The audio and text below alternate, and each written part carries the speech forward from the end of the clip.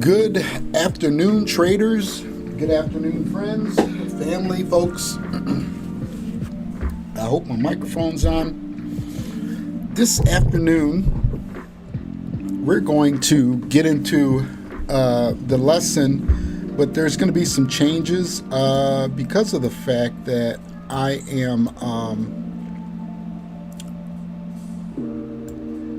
actually looking at what the heck's going on here. Oh, okay. I've been looking at some of the things that I've been doing wrong in my trading. And one thing I definitely am doing wrong is I'm not following my trading rules. We have rules for a reason. Let me find this. There it is right there. Turn it down just a little bit. So we have trading rules for a reason. So we can minimize our loss and build our profits. Well, I've been building the profits and just turning around, giving it right back, just like at the casino, if you be doing it at the casino. So what I want to do is take this time out. I found the perfect lesson, okay? I chose Oliver Velez to be our coach, okay? Just think of it like this. I am your coordinator, whether it be defense, offense, whatever. I'm coordinating this group to learn from his techniques, his legendary trading skills, so we can at least build something and then maybe possibly go to his trading platform and choose his money to trade with instead of ours. There's going to be a lot of important things in this video that I'm going to be running. I'm going to be running it right next to the side of my chart. And what I want you to do is get a piece of paper. I'm going to be sitting right here too. I might get up and, walk outside, do whatever I do. But it's being recorded. I'm going to record this session because of the fact that I think it's so important that we get what Oliver's saying to us, okay? I'm 5 years into this thing and I'm still not good at it. But I watch the games. I'm a sports fanatic. I don't care what sports it is, whether it's racing, I don't care. If it's a sport, I'm in. And I watch these guys do their sports, and what Oliver is going to bring up is, if you choose to get with me and get with our group, this is not going to be something that you're going to pick up overnight and you're going to start making thousands and thousands of dollars. I made the mistake last night and called an acquaintance to tell him about, what I'm doing. And the first thing he says, well, how much money have you made? Well, shoot, if you've looked at it, I've made a lot, but I've lost a lot too. And I try to tell him that. I said, well, first you might even start off with a couple thousand a month. And he hung up on me. Yeah, he hung up on me. So I had to take that as one for the network marketing team, because that's what it is, just taking one for the team. I'm watching my account because I'm not able to, I watching this account slowly dwindle because of the fact I got trapped into a trade. So what I'm going to have to do is limit my trades to one trade a day. My rules are as follows. No more than 10 trades a day, and that would be 10 trades within an 8-hour trading day. Even though Bitcoin does run 24 hours a day, I can only limit myself one trade open to close it. Because I'm having too many trades open, and as the market's doing this, I get some that are trapped where my stop loss, I have to start using a stop loss. Where my stop loss, I'm losing. when I should be gaining. And it's on my accord. And I'm willing to fess up and stand up and say, Mike, you need to start following your rules. Start following what your coach is telling you. And you won't be in this situation. So that's why it took me a little longer to get live. I've got to set up things. Matter of fact, I was trying to set up a new thumbnail, which I'm getting that down pat. There's a whole new arena to this area. If you're artistic, we need you. If you're an educator, we need you. If you know math skills, we need you. If you know videography, we need you. The group needs these people so we can grow this thing, so that way we can let it run in the background. That's the only thing we're doing, is we're letting it run in the background, so that way we don't have to continuously do this.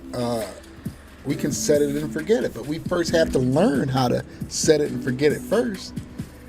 I mean, I wish it was just as easy as pushing buttons like we see our little short videos when people tell you it's just as easy, but it isn't as easy. It could be simple, but it's not easy. So I'm going to switch over now to our trading screen. And I'm going to fire up Oliver here. Take some notes. You know, I was listening to him. I'm trying to do a lot of things. I didn't even get to finish my cup of noodles, so I'm gonna put up the little screen here. But I want you to take the time, take the notes, listen to what the guy's saying. This is going to be almost I'm not even going to tell you how long it is, because you'll think, oh, it's too long. After this, we'll go right into probably the closing bell, and then we'll have some closing notes. And please write your questions in the chat. I think I got everything working good. I don't have any of those warning signs anymore. I think I got everything set just perfect. So let's go into this afternoon's trading lesson with Oliver, and he's going to teach us exactly, what did it say? How to become a profitable trader. Everything a trader should know to become profitable. So here we go.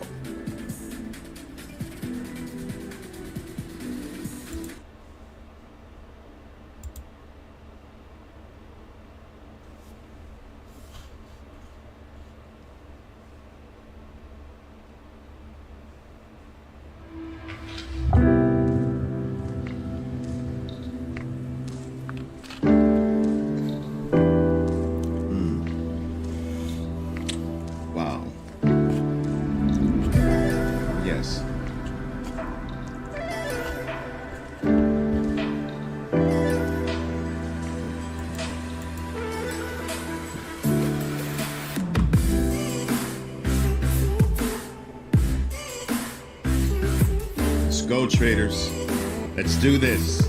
Yeah, boom. Ha ha ha ha.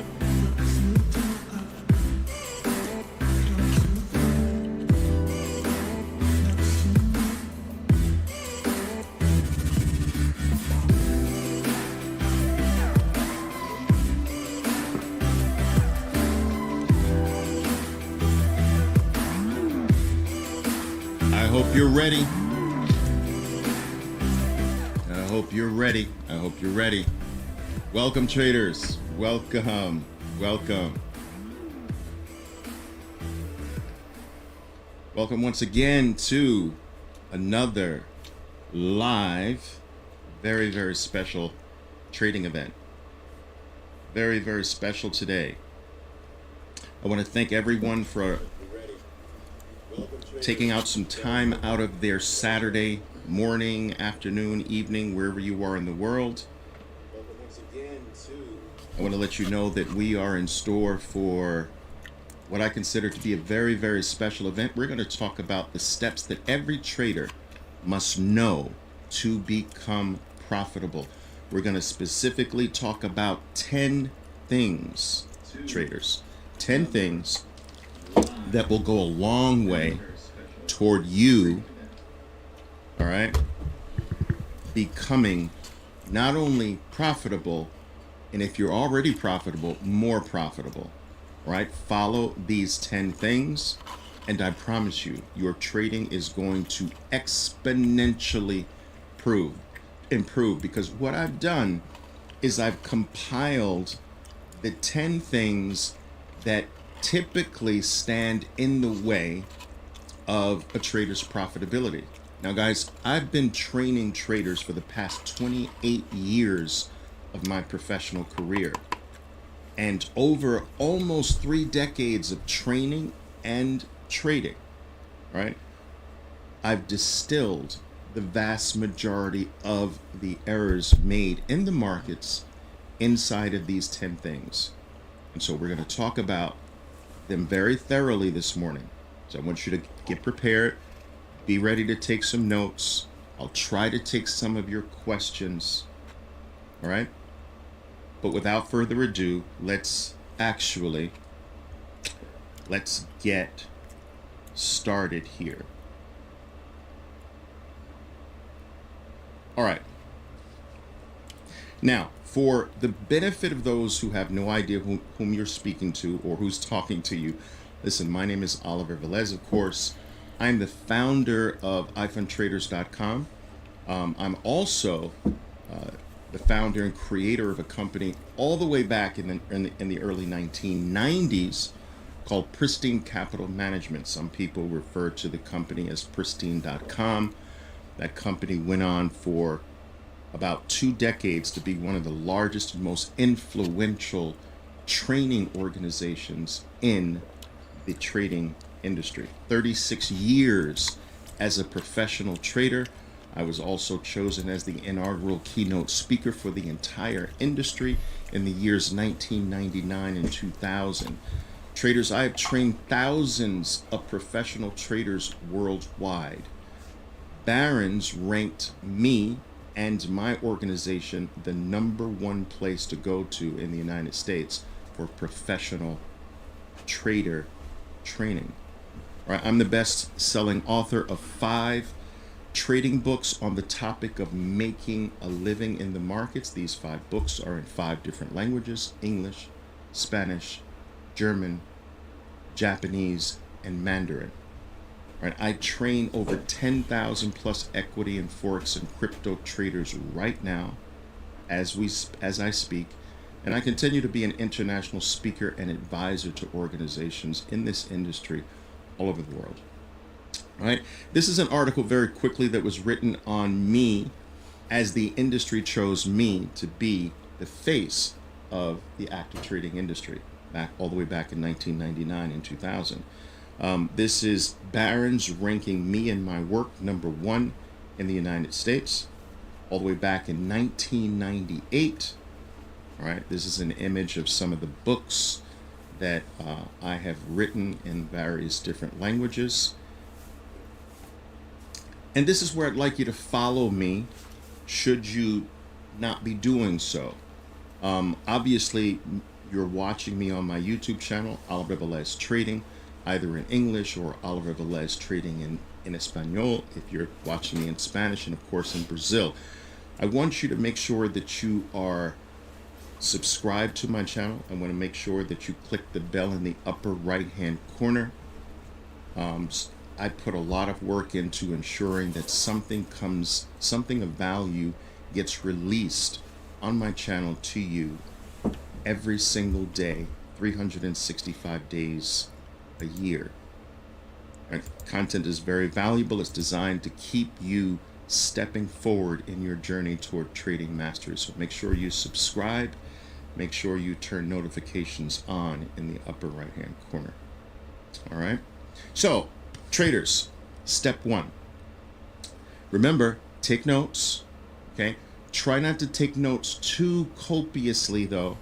All right, too plentifully, because I don't want you being distracted by your note taking while I'm actually covering concept after concept after concept. So do more thorough note taking when you watch this presentation again, do light note taking as we go through the talk today.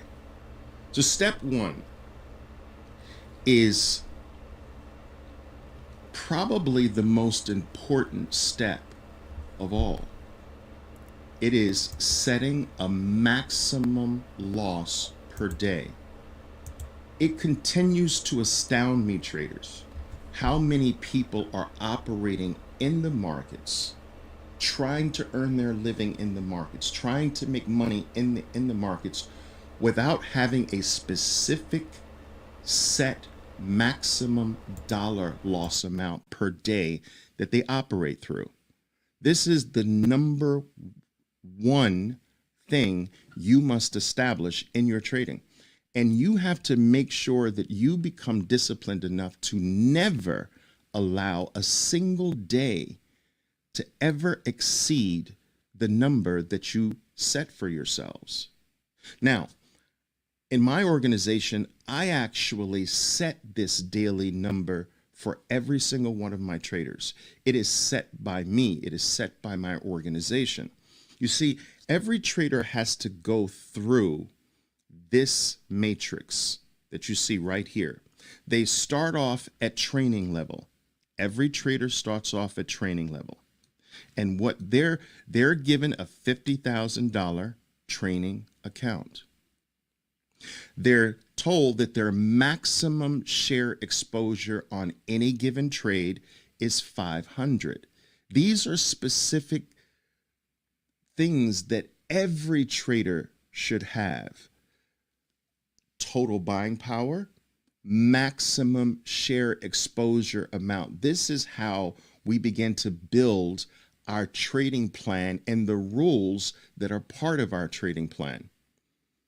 So we have a maximum share exposure number as well. And here is what we're talking about specifically in step one, the daily loss amount. No trader at training level can ever go beyond $200 down on any given day. Now, if a trader does pass the $200 down mark, let's say $201 or $202, they have 6 seconds to do the right thing. 6 seconds to liquidate the account. 6 seconds to get out of every trade. 6 seconds to go flat. And if they fail to go flat in 6 seconds, I have algorithms that will auto liquidate every single position that the account has, and they will go flat in the blink of an eye. Now, my traders are told that they should not allow my algorithms to save them, because each time a trader allows my algorithm to do their job, that becomes a negative notation in their trading history. I want the trader to be disciplined enough to do the right thing. I want a trader to be disciplined enough to do the most important thing, which is to not lose money. Let me explain this to you. Listen, there are tens of thousands of traders who actually believe that their number one function, their number one job is to make money. And this is absolutely wrong, traders. Your job is not to make money. It is the market's job to make money. It is the market's job to go up or to go down. It is the market's job to behave. It is your job to kill the market when the market is not behaving. You see, there are tens of thousands of people who have their job in this game wrong. They're trying to win. That's not your job. It is the market's job to win. They're trying to make money. It is not your job to make money. It is the market's job to make money. They're trying to do the market's job. Let me give you an example. If you were to buy Apple at $130 at $130. And Apple goes from $130 to $135. What did you do except pray? Absolutely nothing. It is Apple that rose from 130 to 135. It is Apple that increased in price. It is Apple that made the money. It is the stock's job after you enter to do the right thing. Your job, your most important function in the trading equation is to kill the market, is to chop the stock's head off when it's failing to do its job. In a very real sense, you are an employer. The stock is the employee whom you've hired.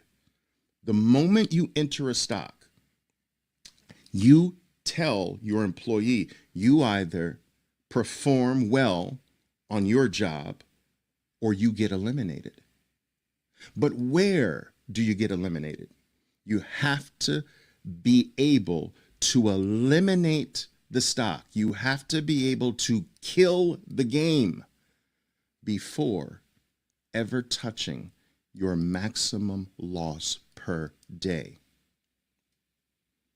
And if you can do this one step, if you can define a specific dollar amount, just like I've done here, guys, if you can define a specific dollar amount and you can make sure that there is not ever a single day that exceeds, all right, this maximum loss per day, you will have gone head and shoulders above what the vast majority of traders can do. Because I will tell you that this is at the root of a large portion of traders' losses. They don't lose consistently because they don't have a max loss, and if they do, they don't adhere to a max loss. Adhering to a maximum loss per day is going to make all of your losses start to become consistent. They will be consistently less than $200. And so you have to understand that the first act toward becoming a better trader is to lose consistently, not to have your losses all over the place in all different types of sizes. To start losing consistently is the first act.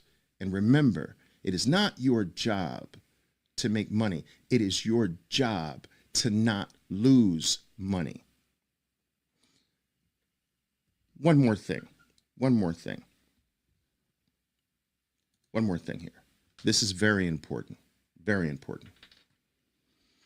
When I say it is not your job, it is your job to not lose money.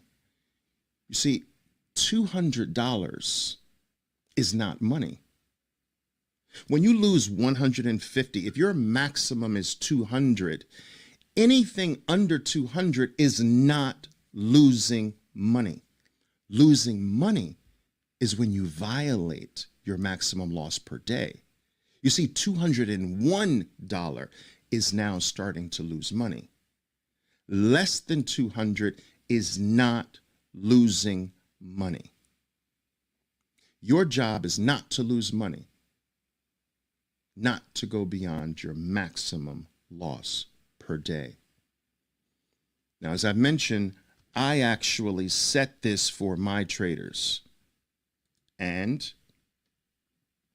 it is $200 at their training level. Now, what they have to do in order to get beyond training level, they have to go into the markets and they have to make a cumulative net profit of $3,000. That's it.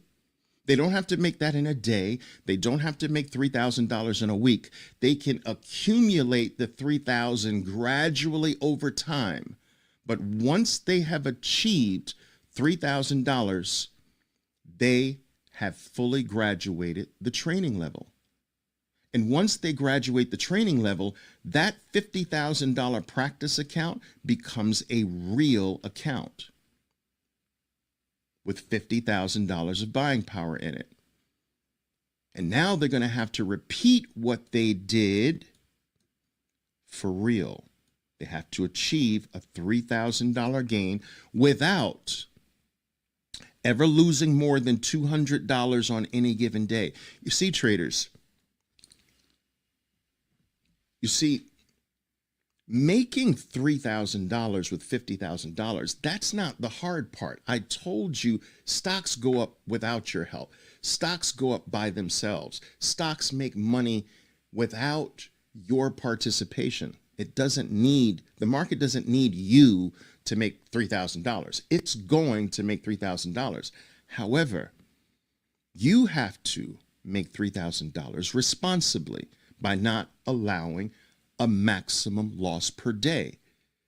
You're going to be watched and evaluated how you make this $3,000. You're going to make this $3,000 responsibly, not like a gambler, not like a wild, fanatical trader. You're not going to be all over the place. You're going to make that $3,000 in a very controlled, professional type of way. You see, it's not just the gain that you should be after. It's making the gain professionally. You understand? Making the gain in a way that clearly shows that you never allow the money to be at risk. This is what trading organizations look for in a trader. This is what Wall Street firms and hedge funds want to see in their traders. Not just a gain, not just gambling. They want to see a trader that never allows the market or a stock to put the firm's money at risk. And this is the attitude you should be taking with your money. You should never let a stock rob you of your future. You should never let a stock or the market take your financial life away from you. And so it's not just making the $3,000 that I'm looking for. I'm looking for how a trader makes that $3,000. I'm looking to see the trait that is the most important trait amongst all professional traders. They don't allow the money to drop very far, ever, ever. And so I know that I am belaboring this point, but it is number one on my list for a reason, because I promise you, every losing trader in every market does not do step number one.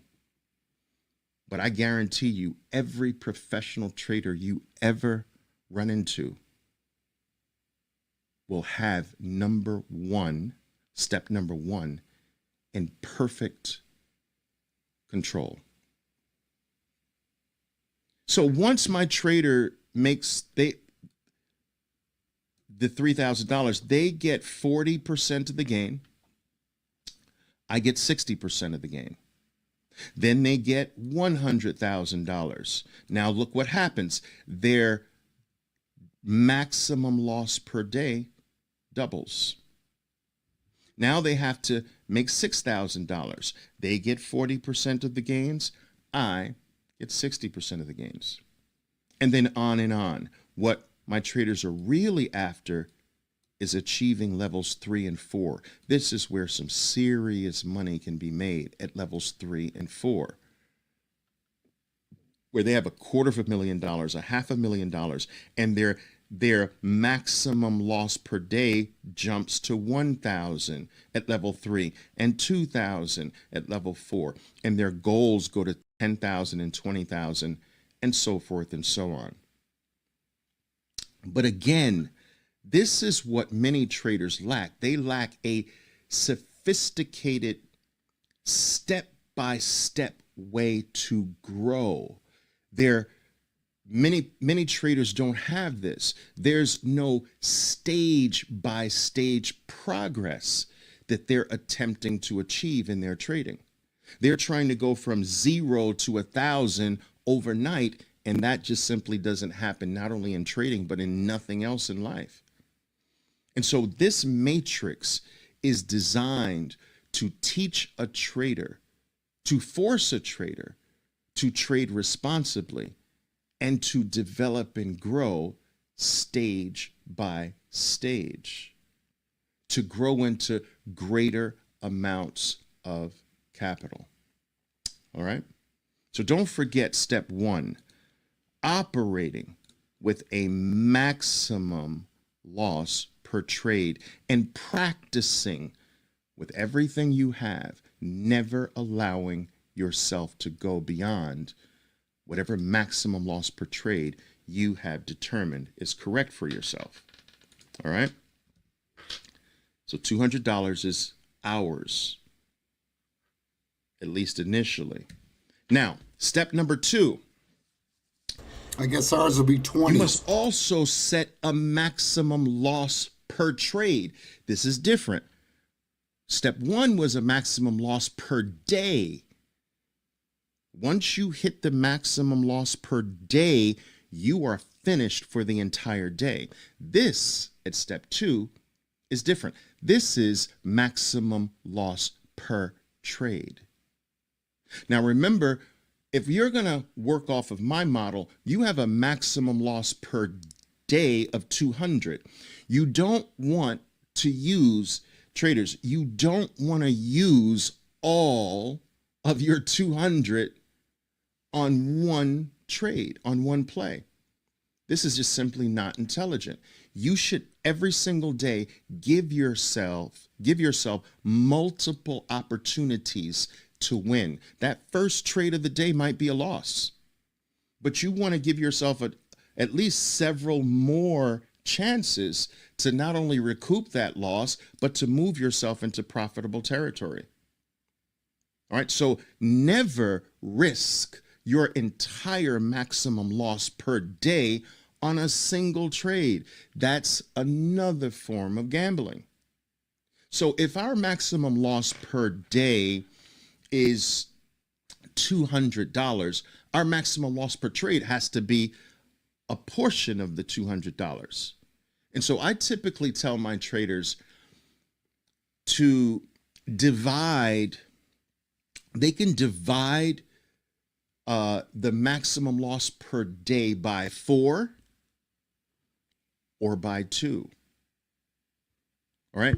2 gives the trader a wider loss amount. So obviously, if we divide 200 by 2, we're talking about a $100 loss per trade. If we divide by 4, we're talking about a $50 loss per trade. All right. And so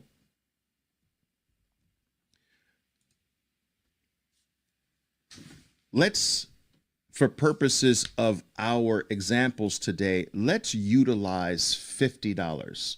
Sometimes I'll utilize the 100, but for the most part, let's utilize $50. So remember, you have a $200 max per day, but you have now a $50 max per trade. You're never going to allow a single trade, a single stock, to take more than $50 away from you. Not $51.50, not $51.10, 50 or less. And this as well, traders, this brings consistency to your losses. Remember, it is not your job to become a consistently profitable trader. It is your job to become a consistent, small, losing trader. It is your job to consistently lose small. It is your job to end the game. It is your job to cut when you're supposed to cut. It is your job to fire when you're supposed to fire. It is your job to close down when it's time to close down. It is the stock's job to become profitable. It is the stock or the market's job to go up or down. And if you get your job right, the market takes care of its portion all by itself. Too many traders have this backwards. They're out there sloshing around in the world trying to become profitable. They're looking at the wrong side of the equation. You can't become profitable. You can only become a consistent, correct loser. And the profits after that come all by themselves. Remember, stocks go up without you. Stocks go down without you. They don't need your help. All right? All right, let's continue. So, step 3. We also need, now that we have the correct loss per day, and we also now have the correct loss per trade, we need to take the correct loss per trade to help us determine what price range should I be trading with my maximum loss per trade. Your maximum loss per trade helps determine what price range you should be trading. Let's take a look here. We have a $50 maximum loss per trade. The one very quick way to determine whether you are dealing with the right price range is to find the stock's fat bars. Let's take a look here. Look at the stock. Look, this is Tesla. And this is a 2-minute chart of Tesla, which means that every bar you see represents 2 minutes of trading. The red ones are 2-minute bars and the green ones are 2-minute bars, okay? Now, I want us to take a look at the fat bars. There's a fat one. There's a fat one. There's a fat one. All right, and there's a fat red one here. All right, fat red one. Now, if we take a look at these bars, let's zero in on this one. And I want us to judge what's the range of this bar. So this is more or less 579, more or less, at the low. And then at the high, we are more or less 582, 583. So what range is that? Let's say more or less this is a $3 bar. Now, professional traders can't trade less than 100 shares. My traders at their minimum trade 100 shares at a time. They can trade more. Remember, my maximum is 500 shares, but the minimum they can trade is 100 shares. They can't trade 2 shares, 5 shares, 10 shares. That is not allowed. They have to trade 100 shares at a minimum. Now, if the solid bars based on 100 shares, if I can only lose $50, my bar is $3. My big bars average maybe $3 to $4. A 100 share position that loses $3 loses $300. 100 shares measured by the size of this bar loses from high to low. This is how we judge whether we're playing the right price range. This is $3 plus again. I lose $300 plus if I lose this fat bar with 100 shares. I lose $300 if I lose this fat bar with 100 shares. I lose $300. This is even wider, I believe.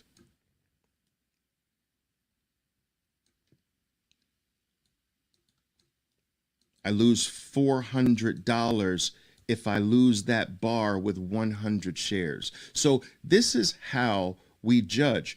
We take the length of the stock's solid bars and we use the 100 share rule. If I lose the entire bar, will I have a loss that's smaller than my maximum loss per day? Or on average, does this stock lose more than my average loss per trade? So we need to go to a price range where the bars, the sizable bars, don't lose more than 50. So let's take this stock. This is Occidental Petroleum. It is in the mid $20 range. Its solid bars are like that. Even this red one is a fat solid bar.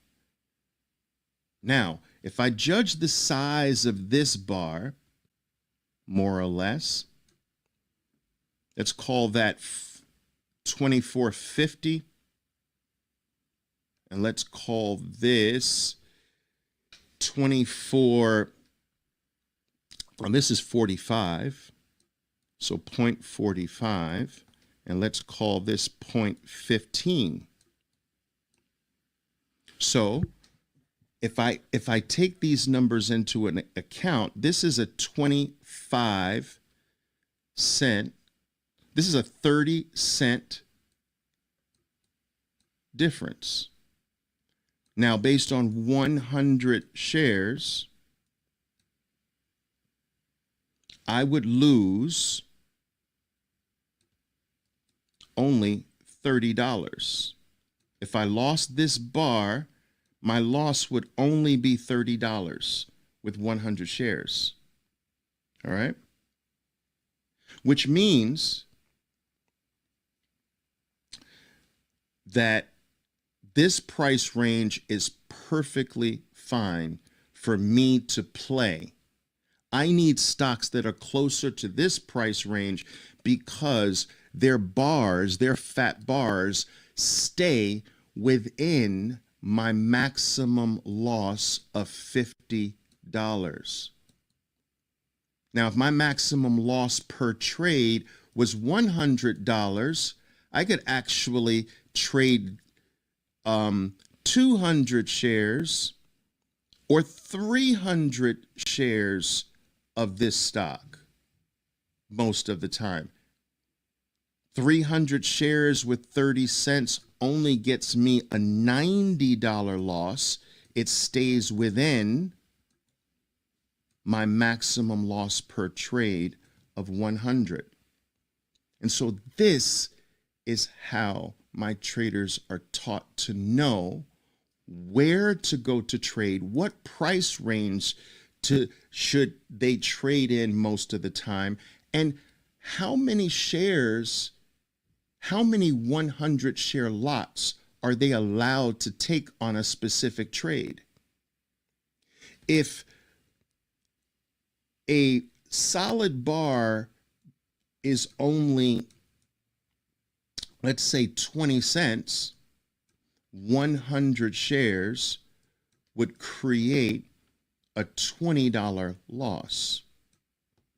Now, if their maximum loss per trade is $50, this trader can up the trade to 200 shares and try to make more money because a $40 loss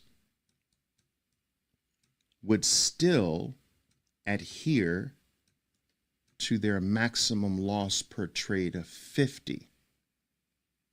Now,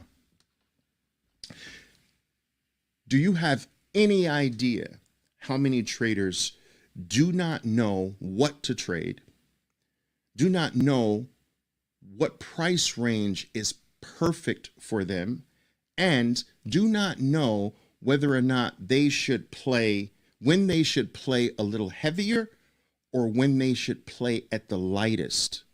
Most traders are just guessing. Most traders are just randomly trading. There's nothing rule-based that dictates what they're doing. They're not governed by rules. There's no trading plan in place that specifically says, okay, this trade is 100 shares. Okay, this trade is 300 shares. No, you can't trade that stock in that price range. But yes, you can trade that stock in that price range. And so when you start to get these things correctly, and when your size starts to be governed by your rules, when your losses stay consistently in a specifically designed box, you start stepping into the professional world of trading. These steps may sound basic, but they're the governing foundational cornerstones of proper market play. Everybody wants to get out there and start look at indicators. They want this tactic and another tactic. But it doesn't matter, whatever tactic, whatever strategy you use, at the foundation of what you're doing must be rules that govern these things. Your maximum loss per day, your maximum loss per trade, the price range you go to with your maximum loss per trade, the specific stock that falls within the price range that allows you to adhere to your maximum loss per trade.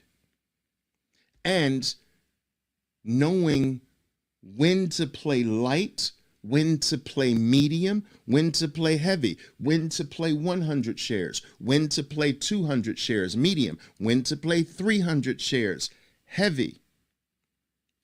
Your plan should be dictating this, not just some random walk that you think is going to produce consistency. Random walks and decisions made randomly don't create consistency, traders. You can't be inconsistent and expect consistency to come from being inconsistent.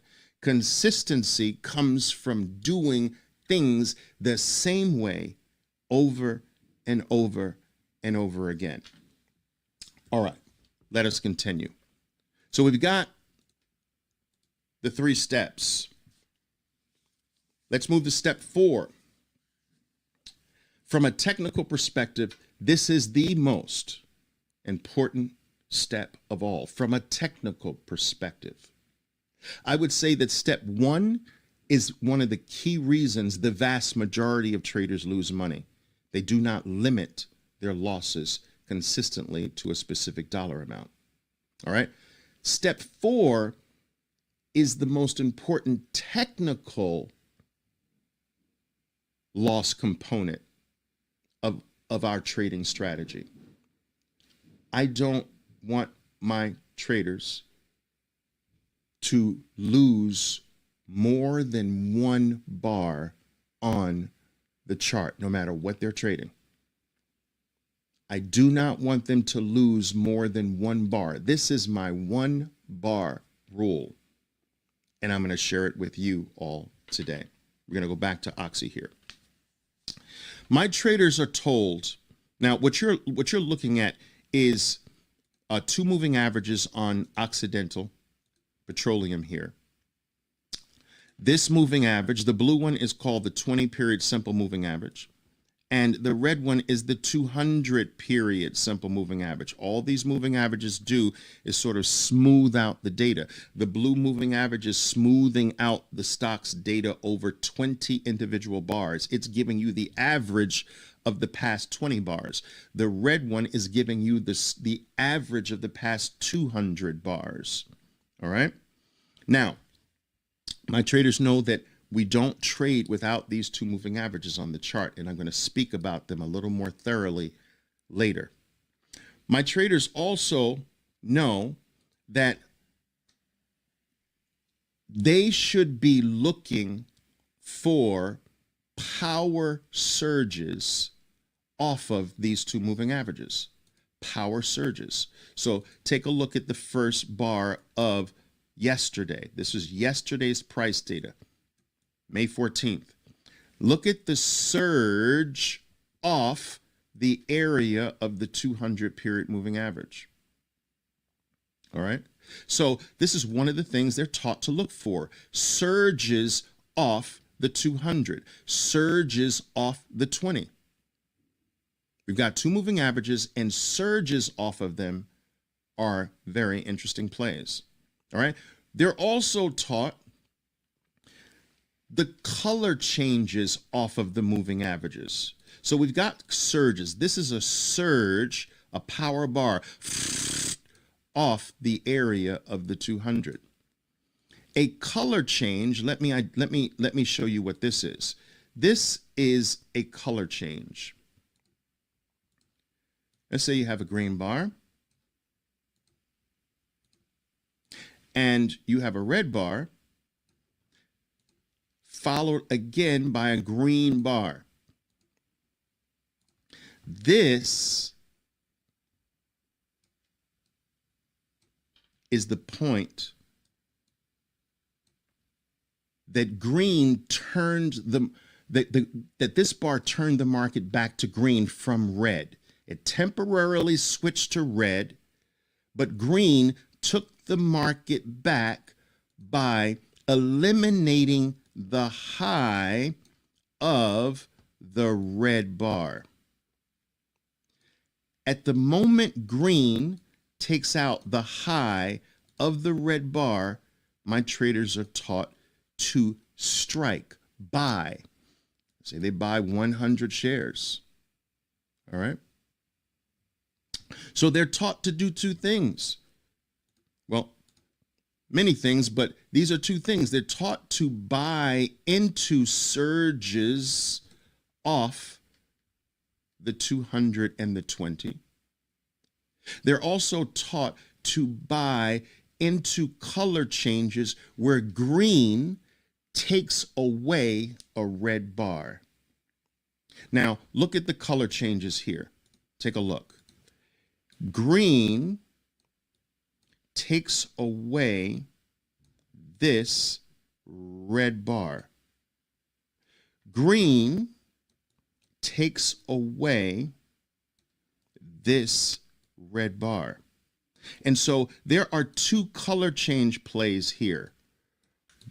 Boom! They buy that green bar as soon as it passes the high of this red bar. There's another one. Boom! They buy that bar as soon as the green bar passes the high of the red bar. I call this the color change play. All right, here's another little one here. Boom! Green eliminates the high of that red bar. Now that you know the two main things, all right, surges and color changes, where does the only lose one bar come into play? Well, it's simple. If my traders are going to buy into this bar as it's surging off of the 200, they cannot lose more than this bar. So if the stock were to drop and break the low of one of the bar, they would immediately exit the trade. They're not allowed to lose more than this one bar. If my traders buy into this green bar as it surpasses the red bar, that's the color change play, right? They can't lose more than that one bar. If the stock were to drop and break the low of the bar that they jumped into, boom, they immediately exit the trade. If my traders buy into this green bar They cannot lose more than that 1 bar. If the stock drops below the low of that bar that they jumped into, they must immediately exit the trade. Now, traders, listen to me carefully. This is very important. Very important here. Listen to me. There is nothing more from a technical perspective. There's nothing more important than this step. Step number 4. If I can get you to only lose 1 bar on every single losing trade, if I can help you get you to the point where that's just automatic, that you never lose more than 1 bar, I guarantee you're going to be a profitable trader. This is the number 1 way to almost instant profitability. Step 4, limit your losses to 1 bar. Now, when you win, you're going to win 8 bars, but every time you lose, you'll lose 1. When you win, you might win 20 bars, but every time you lose, you'll lose 1 bar. You might win 4 bars, you'll lose 1. You might win 6 bars, you'll lose 1. You might win 2 bars, you'll lose 1. You might win 1 bar, you'll lose 1. You might win 50 bars, you'll lose 1. You'll have many different types of wins, but you will never have a different type of loss. Your loss will always be 1 bar. Do this, and I promise you, it's freaking guaranteed that the winners will take care of themselves. You see, this rule makes you into the perfect cutter. I want you cutting the stock when it needs to be cut. I want you chopping the stock's neck off when it needs to be chopped off. And that's limiting your losses to 1 bar. Now, listen to this. The 1 bar loss must be within the maximum loss per trade. Do you follow what I'm saying? If your maximum loss per trade is 50, the 1 bar loss point must be less than 50. Now, what if I buy into this bar? Boom. Okay. This is the low of the bar. But if I buy into the bar and I get out at the low of the bar, and if that getting out at the low of the bar represents a loss of $60, not less than 50, that's not my play. I have to skip that play. I have to adhere to the 1 bar loss rule, but I also at the same time must adhere to step 3, maximum loss per trade. Or step number 2, maximum loss per trade. I have to adhere to all of them at the same time. Maximum loss per day, maximum loss per trade, and 1 bar loss amount. So your 1 bar loss amount must always be within the confines of your maximum loss per trade. And if it's not, because sometimes it won't be, you can't take that trade. Every trade's not yours. Every trade does not have your name written on it. Every trade doesn't come neatly decorated with a bow and a tag with your name on it. Some trades just aren't yours. Your plan won't allow you to take certain trades, and you must do it. Now, there are times when you can't take 200 shares, but you might be able to drop back and take 100 shares. That's fine. But if you can't adhere to the plan with 100 shares, you can't go below 100 shares. So that trade is not yours. Okay, very important point there. Very important point. All right, let's go. So, by keeping your loss limited to 1 bar, look at this. This is your risk. This is your risk. But look at your potential. So this is what you're going to lose. But this is your potential win. Look at that. Here's your loss. Look how small that is. Now, how many of these loss amounts fit inside of the win amount? Wow. That's how you stay in this game forever. You make sure that on average, your losses are much smaller than the potential win in the game. Look at this play. This is your loss amount. This is your risk unit. That's what I teach my traders to call it. This is your risk unit. Always know your risk unit. But this is your potential win in the play. Now, I always say this is the upside down snowman, right? So I'm going to put some Oreo cookies here like I used to do as a kid. All right. This little snowman. Let's give him a little hat here. Little hat there. Little carrot for a nose.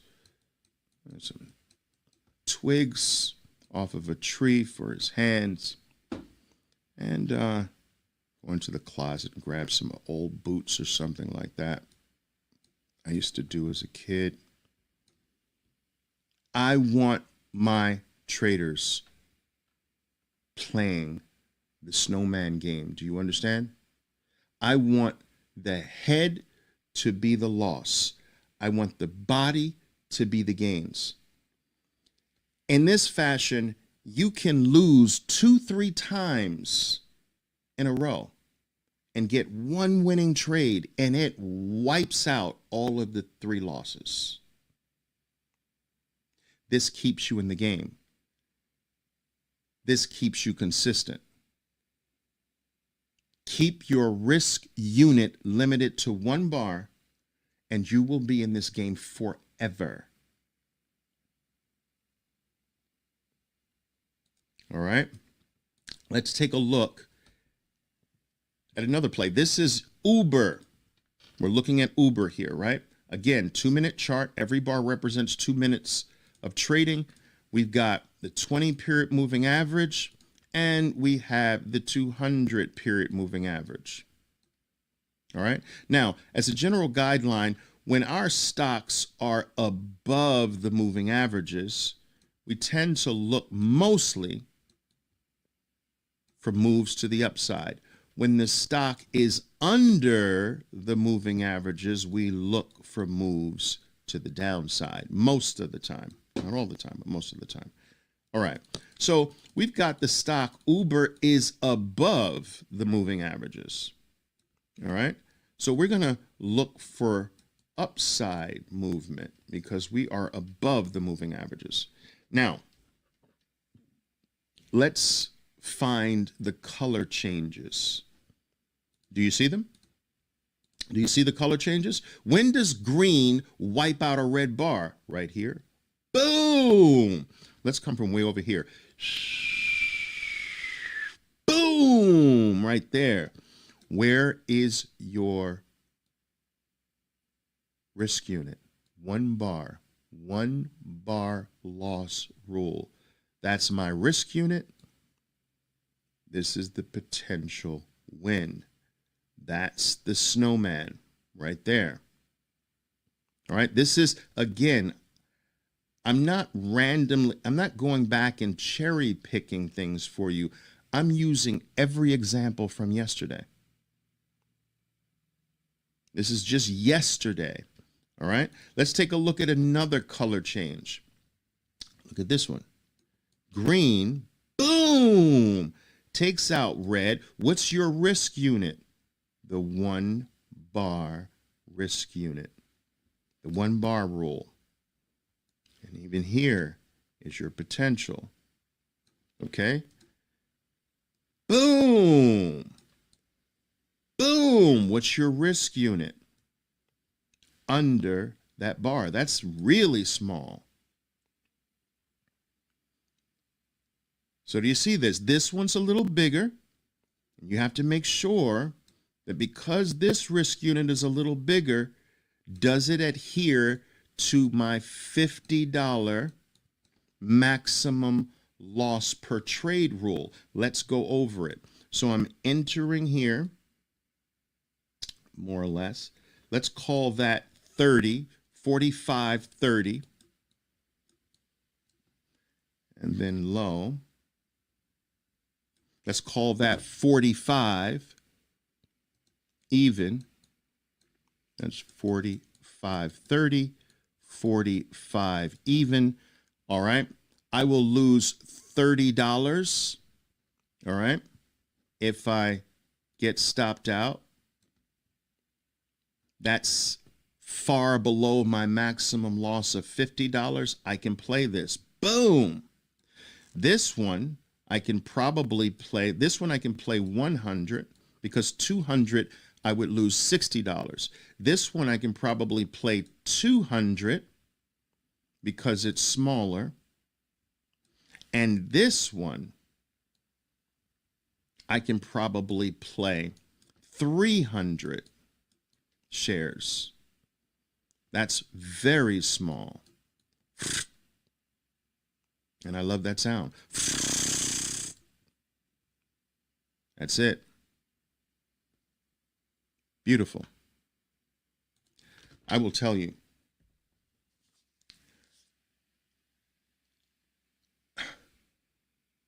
if we stop right here and you do these 4 things, oh my God, traders.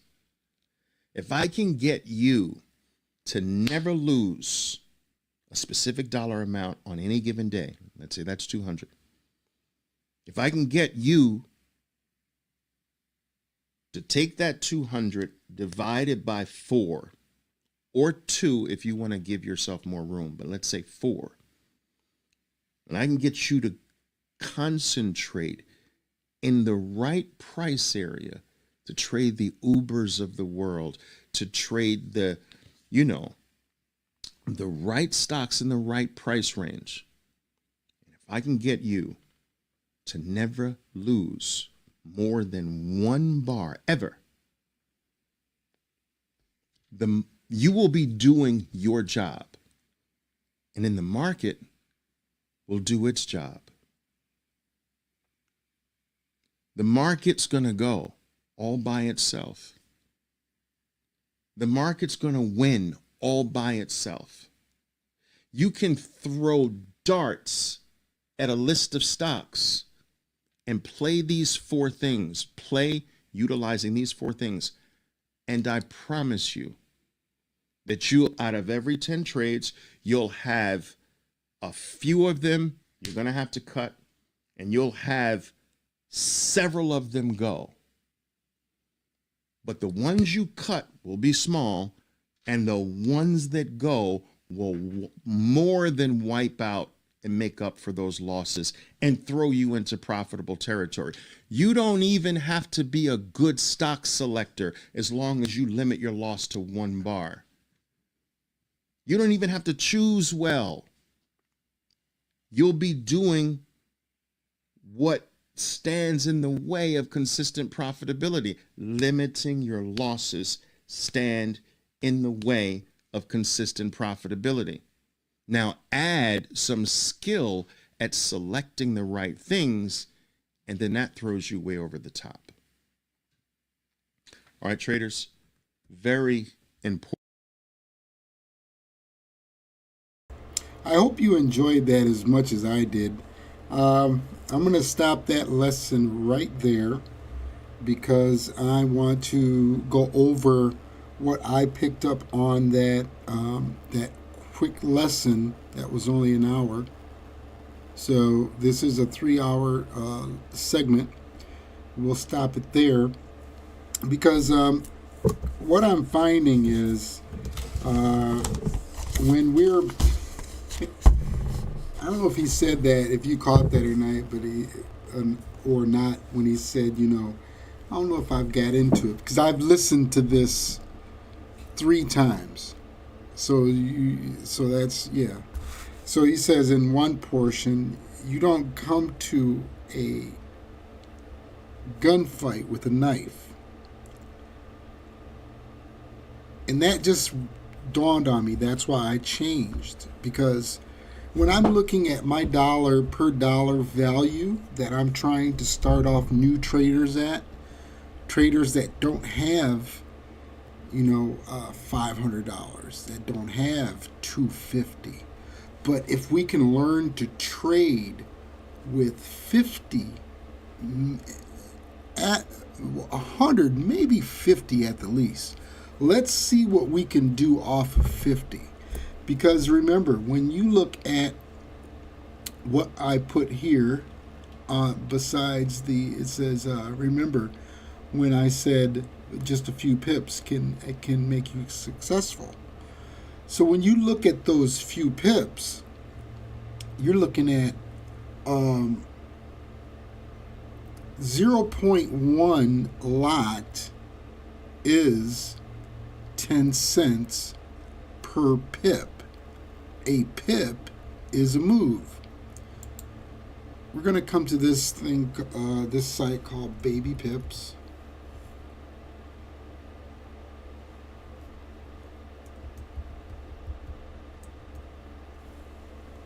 babypips.com.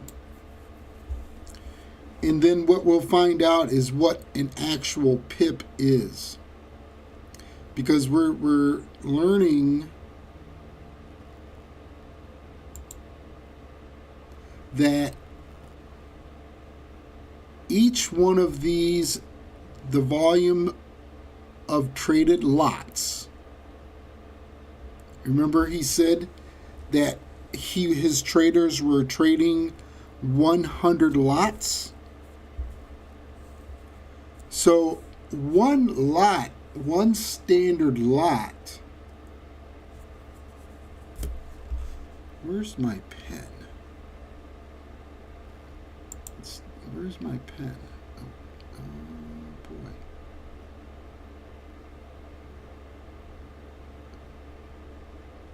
Huh.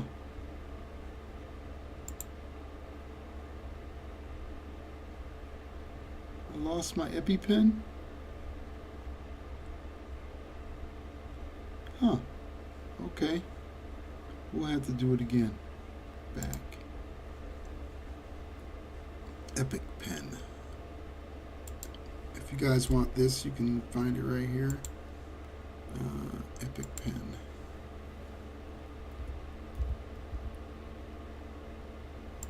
Epic Pen download. See, I thought I downloaded it already, but it didn't say it. Uh-oh.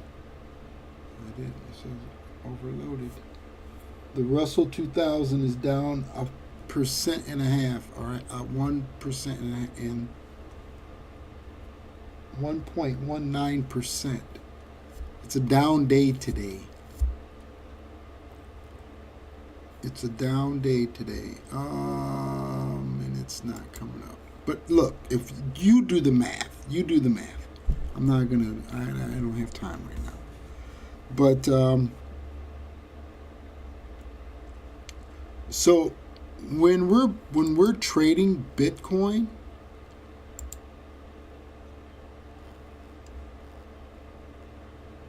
let me show you. Oh, before I go there, oh boy, I already went. All right, let me show you what one whole lot is. That's one whole lot, $852.45 is a whole lot. So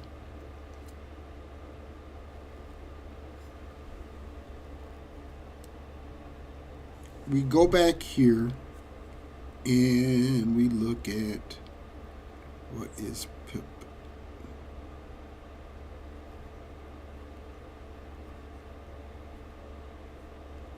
No, what is we already know what Forex is.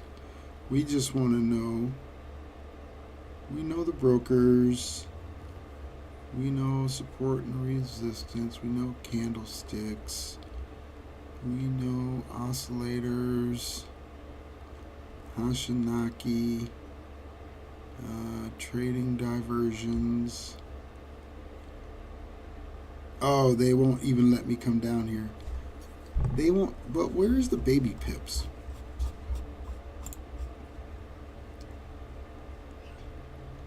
We're not going to go through the course. We're going to just what is a pip?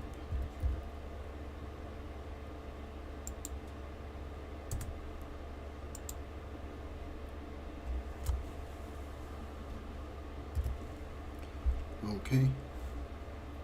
It says YouTube has got an error, but I'm looking things are fine. So, I don't know. All right. What is a pip?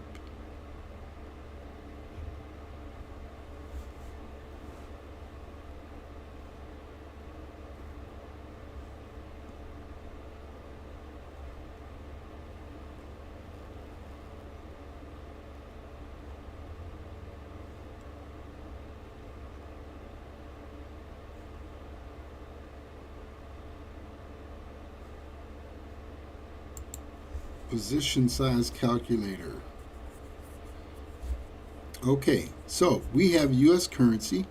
Our account balance is $611.91, 2%. Stop loss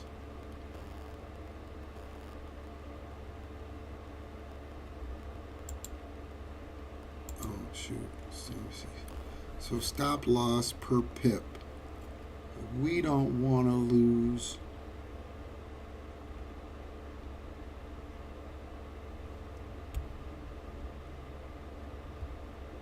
one.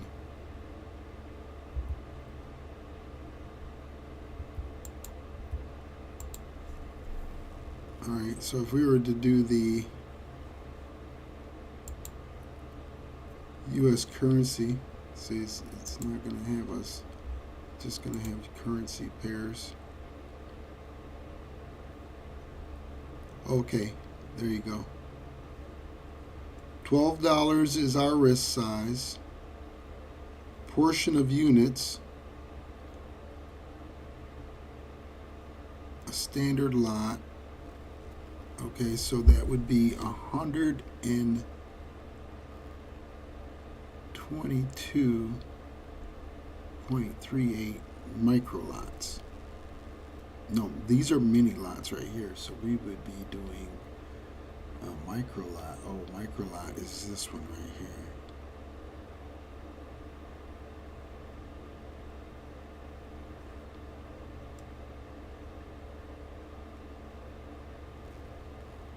Okay, let's go back and find out the value. Uh-oh, we got red. We got, oh shoot. We got incoming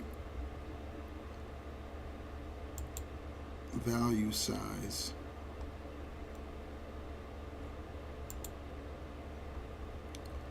I wish it would go do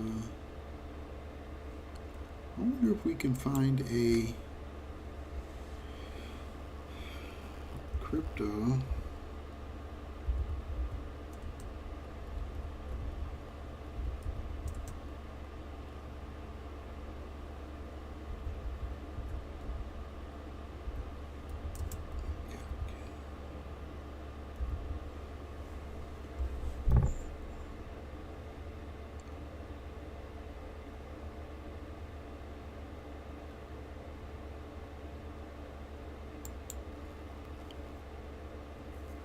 Huh.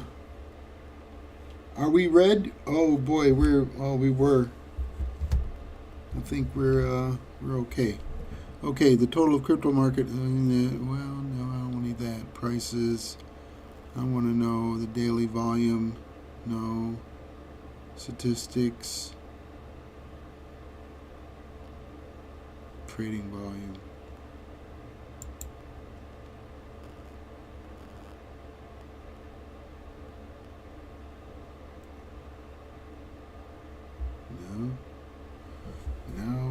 No, that's not what we're looking for.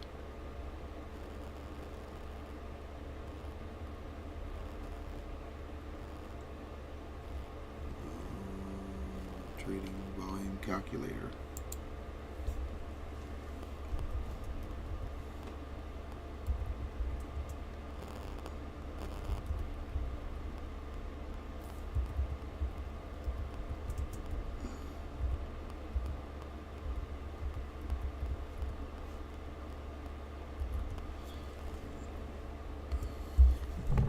Hello, thanks for joining me.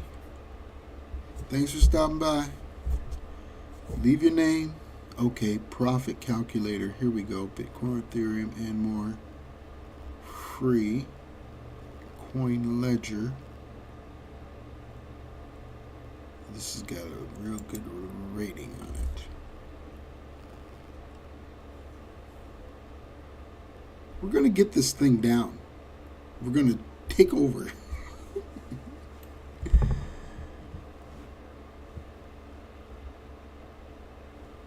Okay, free crypto calculator. Calculate profits and loss on cryptocurrency trades. Okay, here we go, guys.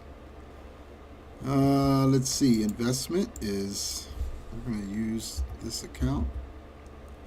611.91. And the buy price is 42. 679.80,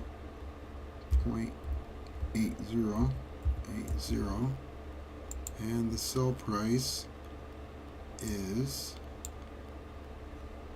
42,582.00.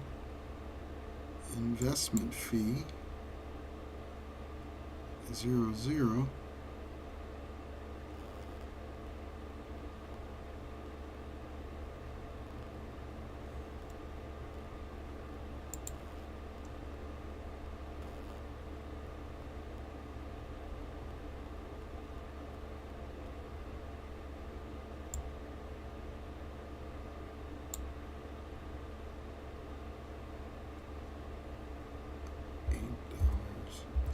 $8.52.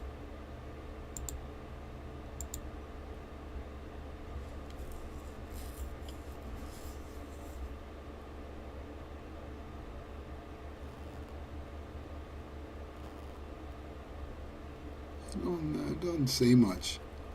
Am I doing it wrong?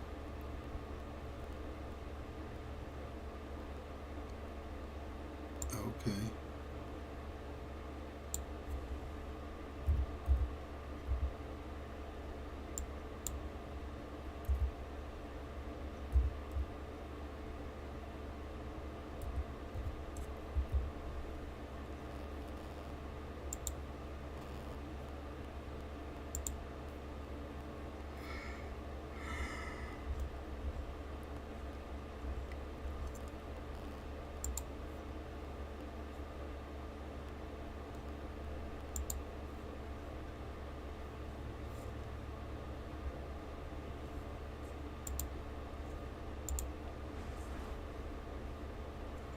Wow.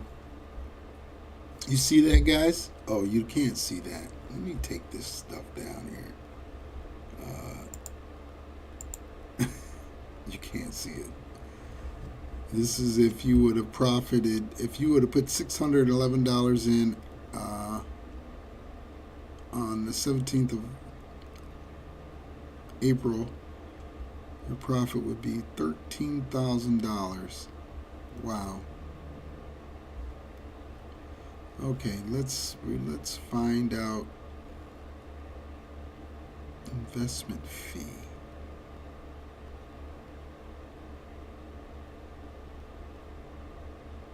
Oh, you know what? Goofball.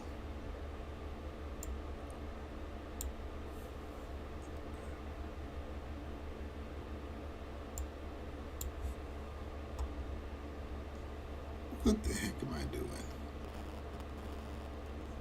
Buy price.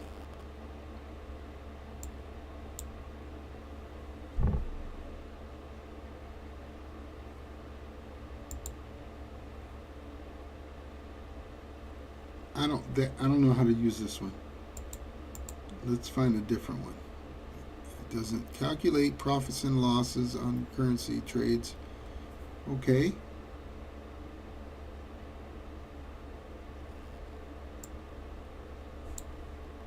$42,500.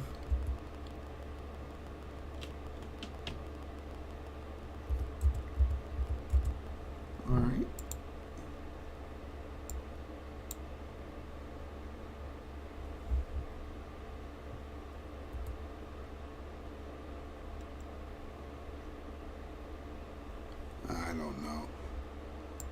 I really don't know.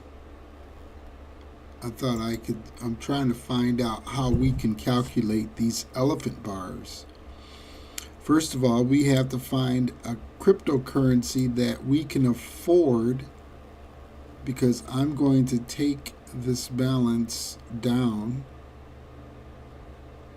and I'm going to start off with 250 in it.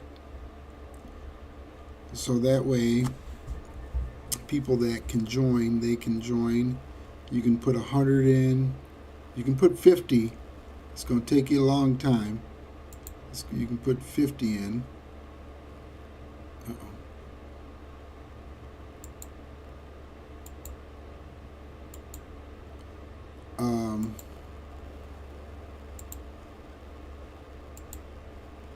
But we will have to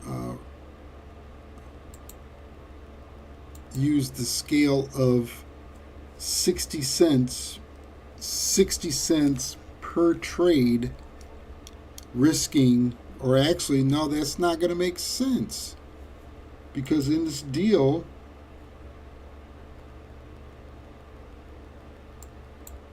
if we put 60 cents, 0.60, take out the point. That's a $60 move that we would look at Bitcoin doing to collect 60 cents.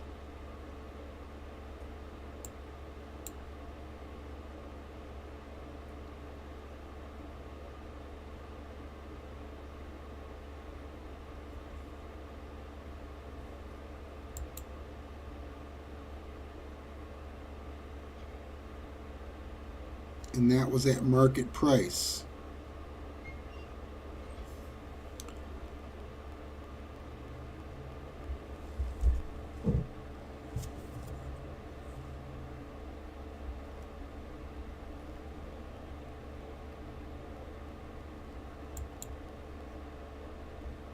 Oh, wait, we're not even in the right one.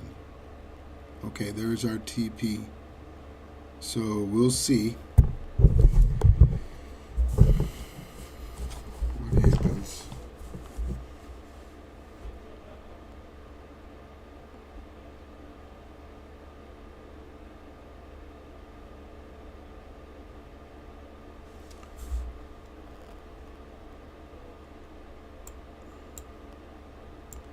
I won't even think it'll let you do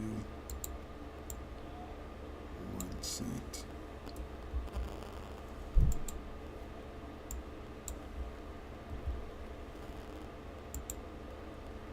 About 10 cents.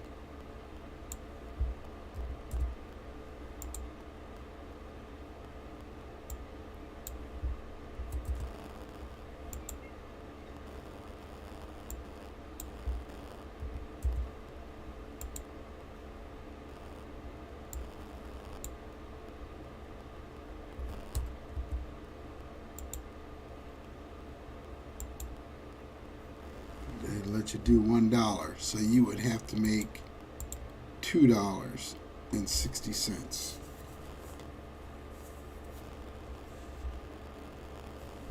So this would have to be $2.60 and a $1 loss. And then we would have to do it based on that bar, but we can't do it on the bar if the bar isn't at the price, because it'll jump. Watch, it'll jump.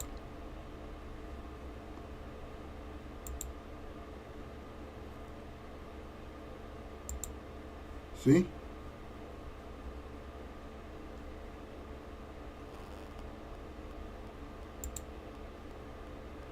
So in order for us to get it at this price, order at price. You would have to order it at the price.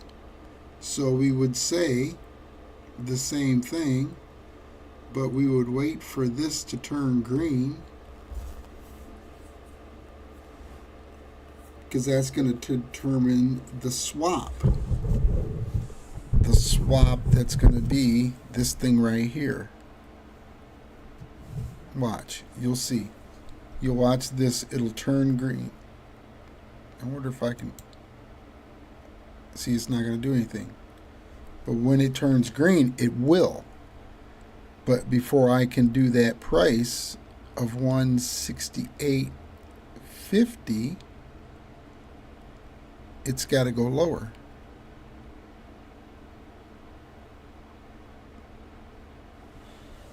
So that's why I'm like, well, we can't really use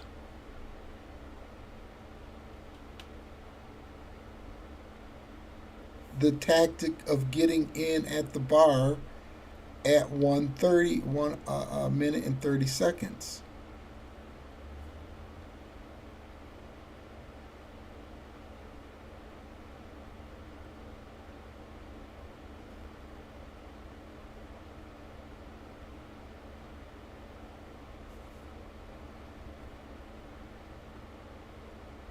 See, I've already extended. I got 20 trades open.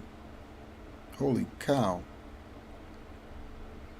So, and they're all $2, $2, $1 is $7. So hopefully all those turn green. As soon as they turn green, I'm getting out. I'm getting out. There's one green one.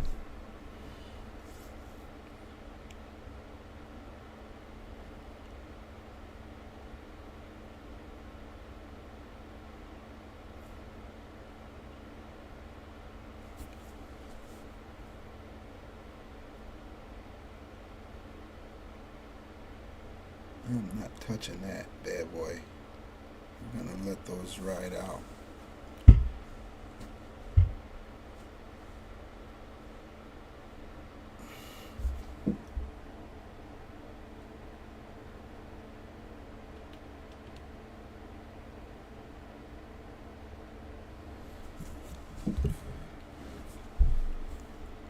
And I'll take the money back out.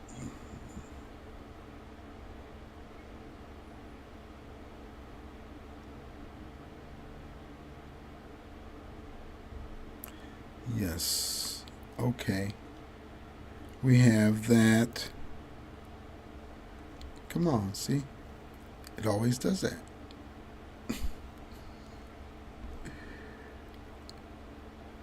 And I'm still on Bitcoin. I'm supposed to be looking for a different coin to fit my wallet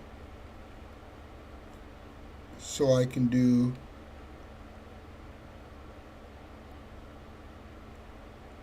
more lots, right? Because if you do 100 lots, 100 shares, are shares and lots the same thing?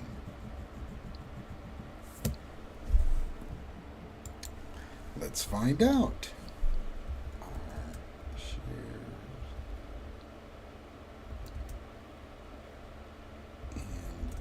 and lot sizes the same thing?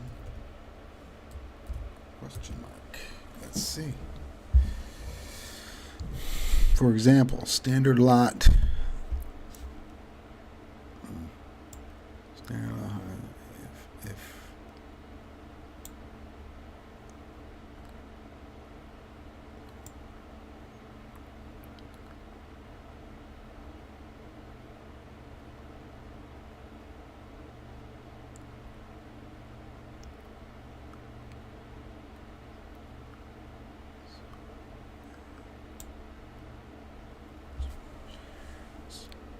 oh man, look at see that.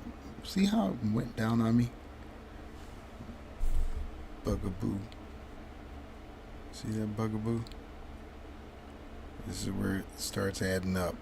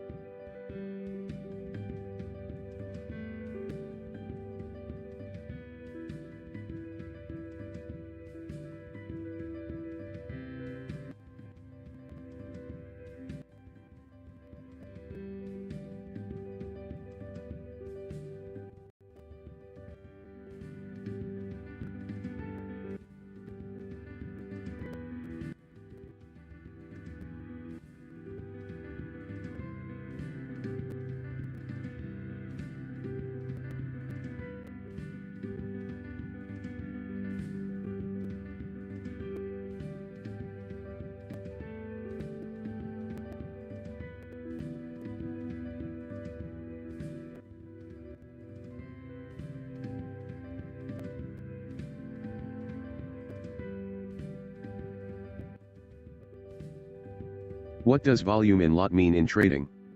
A lot is a standardized unit of measurement used to describe the volume or size of a particular trade in the forex market. Investors have 4 lots to choose from, and the standard lot is the largest, representing 100,000 units of the base currency in a currency pair. What is standard lot?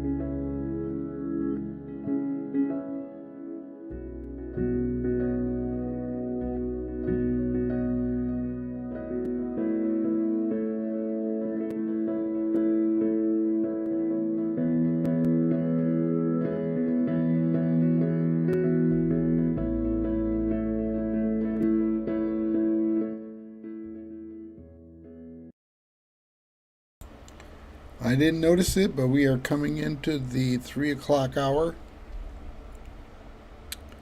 And we will be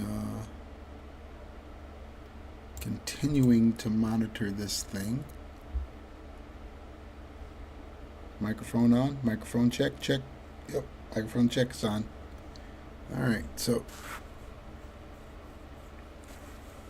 we do appreciate you stopping by today. I hope that lesson was good today. We're going to finish that lesson tomorrow. It's a 3-hour entirety, so it will be on how to become a profitable trader from our coach and mentor, not our mentor. He says he doesn't want to be your mentor. He's your trader for life. Well, make me some money, trader for life. That's what I'm talking about. I'm winning. We got to get a plan. We stick with it. If you'd like to join, please email me at join Michael's Living Legacy Group at livinglegacygroup@gmail.com. And as we wait for this to fire up, here we go.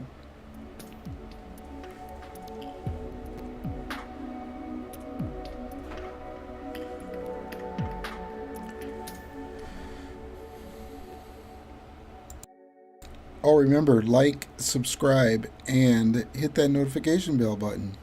You never know when I'm on.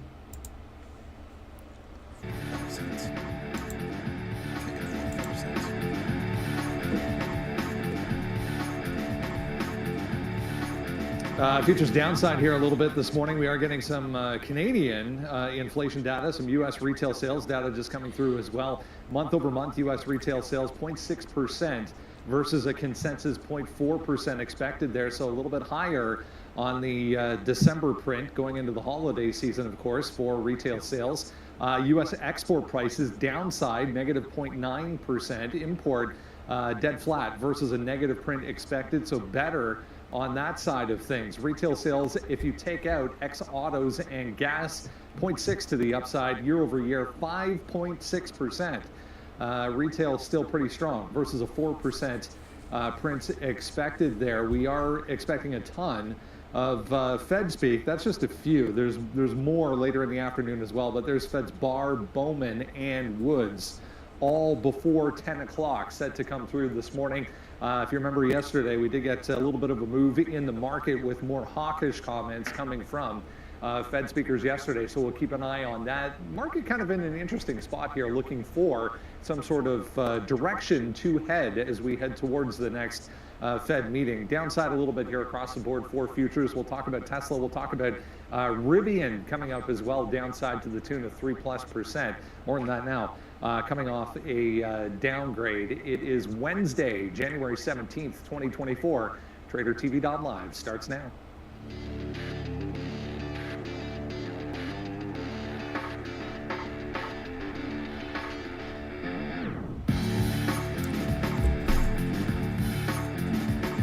I need some stuff like that, man. Yeah, there's the overall market. Again, downside a little bit here off of what seems to be a decent retail sales print that just came through there at 8:30. I'll open this up a little bit. There we go. Month over month for December, 0.6% to the upside. It was expected to be 0.3%. So a beat as far as that is concerned. And then you got to go all the way down here for the year over year for December, 5.6%. Much stronger than expected there, 4% expected for December retail sales. Import-export prices coming for the most part downside, negative 0.9% versus negative 0.5% expected there on the month-over-month number. Coming up a little bit later on at 10 o'clock this morning, we do get business inventories, something that can, if it's one way or the other, more than expected, move the market. Again, we get Fed's Barr, Bowman, Woods, and then you got to go all the way down here to Fed's Williams. I think there's a couple more as well coming up after the close tonight. So a lot of Fed speak to look forward to. The Beige Book this afternoon is a general economic look at the overall economy as well. So a lot to consider as we get going here on Wednesday. But yeah, 5.6% there for December retail sales. Yeah, strong number, Brendo. Consumer stays resilient, possibly dipping into credit card debt as we continue to see that rise. But yeah, interest rates also coming up here as well. The 10-year and the 2-year both up decidedly, 4.275 for the 2-year, Brendo, coming off that 4 touch that we had yesterday. So we'll have to wait and see how that does. Yeah, a couple days in a row, $1.02 back higher. Not going to be helpful as far as stocks are concerned, but lots to look at as far as individual movers today as well. Yeah, we'll keep an eye on the NASDAQ. They're still 0.7 right now for the Qs to the downside. The S&P a little bit better off, but lots of individual movers. Again, I mentioned Rivian downside on a downgrade today. We got some more financial earnings as well, guys. Good morning. Good morning. And yeah, the Bears a little bit hungover from the work yesterday, apparently. You know, look, got more work today. So that's the thing. Like, you know, you got to get your extra rest. The market doesn't open for another 50 minutes. I think this bear is just gearing up for what feels like We're not even on the live. The good news for We the have to market go. is, at least the U.S. markets, is, Gotta be kidding well, me. they're not the Chinese names. So like those have been nasty, nasty, nasty. And we're going to look at a lot of levels and a lot of ugly looking charts when we talk about NEO. And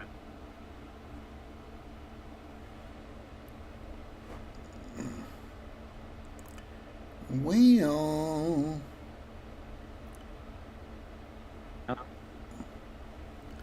oh, come on now. Sorry about that. We weren't even on live. We were that was this morning.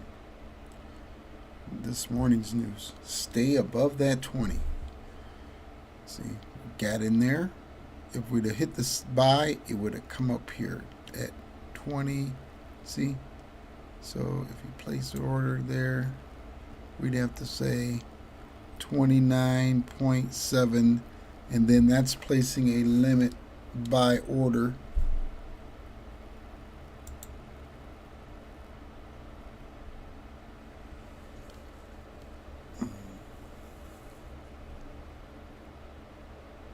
Last quarter, I mean, they beat.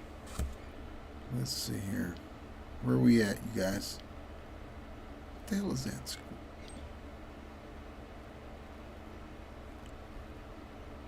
They had a gap up, 3.9%.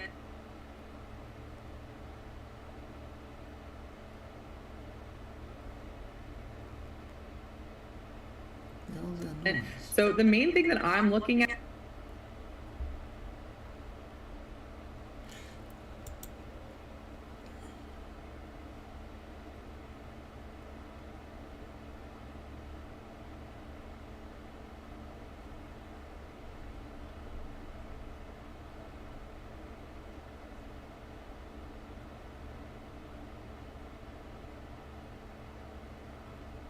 Damn, look at that.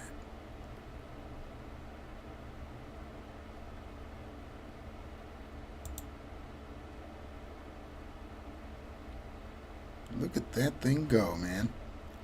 Woo.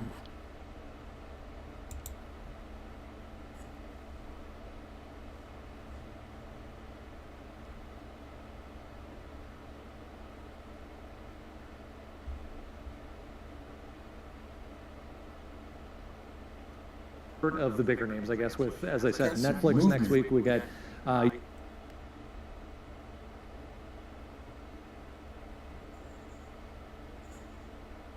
your favorite Tesla next week as well. What are you thinking for those?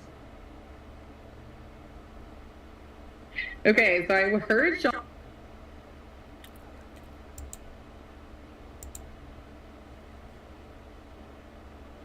talking about Tesla, and he was saying he was going long. And it's funny because I was sitting here, and in our trading room, that's what people were asking me too. I just finished my session, and everybody's like, "Can we buy Tesla? Can we buy Tesla?"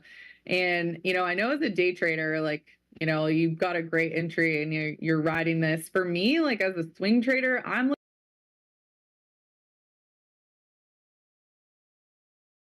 looking at it, and I still think it looks like a disaster because you have a situation with Tesla where it's gapped down, multiple quarters post earnings. You also have a situation where you see all these lines that the chart has broken through. Those are all the support zones that it's broken, like break support, break support, break support. So whenever that happens, generally it's going to keep falling. So I mean, I get it. I know, our traders are trying to buy the dip on Tesla too. Like this last little rally, like from 212 up into 215 was like pretty decent for a day trade. But for a swing trade, I think Tesla's still going to fall into 200. I mean, they haven't been doing well with earnings recently. The news cycle on Elon has been negative.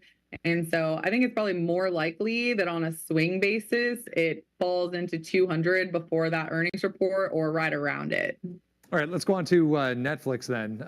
On the other side of the spectrum, has, for the most part, had some pretty positive, news catalysts over the past few weeks going into this report. Did we lose, Danielle? Okay. What are you thinking as far as Netflix there? You weren't on my monitor, so I didn't see you there for a sec. So when you're looking at Netflix, I mean, I like Netflix here. Netflix has one of my favorite bullish setups, which is where you have a breakaway gap the previous quarter after earnings. So last quarter, Netflix gapped up 6.9%. You've seen a continual move pretty much the whole quarter in this stock to the upside. You have pulled back recently. I was trading this one last week up into 500 between last week and this week. It did make my $500 price target and it's pulled back. And so at this point, I'm looking at it, I'm saying, I don't know that it's going to be able to take off before that earnings report again, but I would like to target that $500 price target again because Netflix, especially in the options market, it tends to stick around those key psychological values. And with that one, the bullish trend, you have that consolidation and you have the fact that the writer's strike, has been largely resolved. I like this one to the upside. As far as, because I know we're going to get the question, as far as the actual trade is concerned, how would you approach that?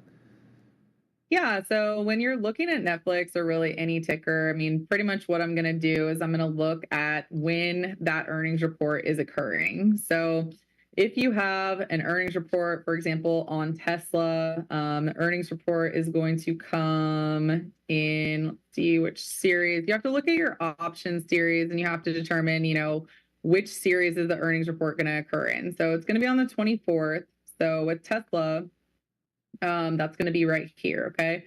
So that series is the series that's going to have the highest implied volatility. So if I'm buying long options, like in this case on Tesla, I'd be looking at it to the short side, then I would want to buy puts in the earnings series because that is the series in which the implied volatility is going to continue to expand. When you're trading options, ideally, especially around earnings, you want that implied volatility expansion. And then you also want the price to go in your direction because that's how you can make money on those long options. So with Tesla, I would look at buying some puts. Generally, I'm going to do that based off of a delta. You can do, delta 50 would be okay. Delta 70 is definitely going to be a little bit better because those are going to be in the money. So it just depends on what you're able to risk. It's going to be between about $1,000 or $1,500 a pop. And then with that kind of put, I would say, okay, I'm going to buy a put on Tesla because I think it's going to keep falling going into earnings, but I'm going to get out of it before the report because the report is the event where that volatility is going to be crushed. So that would be like a pre-earnings options trade in Tesla for a downside move on a swing basis. Does that make sense? Definitely. Great insight. A big week, not only next week, but the week after, as well as when we'll get into the big tech names, as we said before. So we'll touch base again before that happens. Appreciate the insight. Appreciate the time, as always. Danielle Shea is VP of Options over at Simpler Trading. Have a wonderful afternoon, Ms. Shea. Thank you. You too. Yeah, so thank you to Danielle. And that's a great thing about Ultimate, like different time frames, right? Like Danielle can rightfully talk about the trend that Tesla and quite honestly, every single EV stock has been in recently. They're the best. So, I mean, what are you going to do? But like Tesla just made a great bounce off the lows. The day trade, hey, it just bounced off a double bottom, but the trend is still very much into the downside. We're going to get the early look on the imbalances in a few minutes. The market did pull back a little bit. The biggest...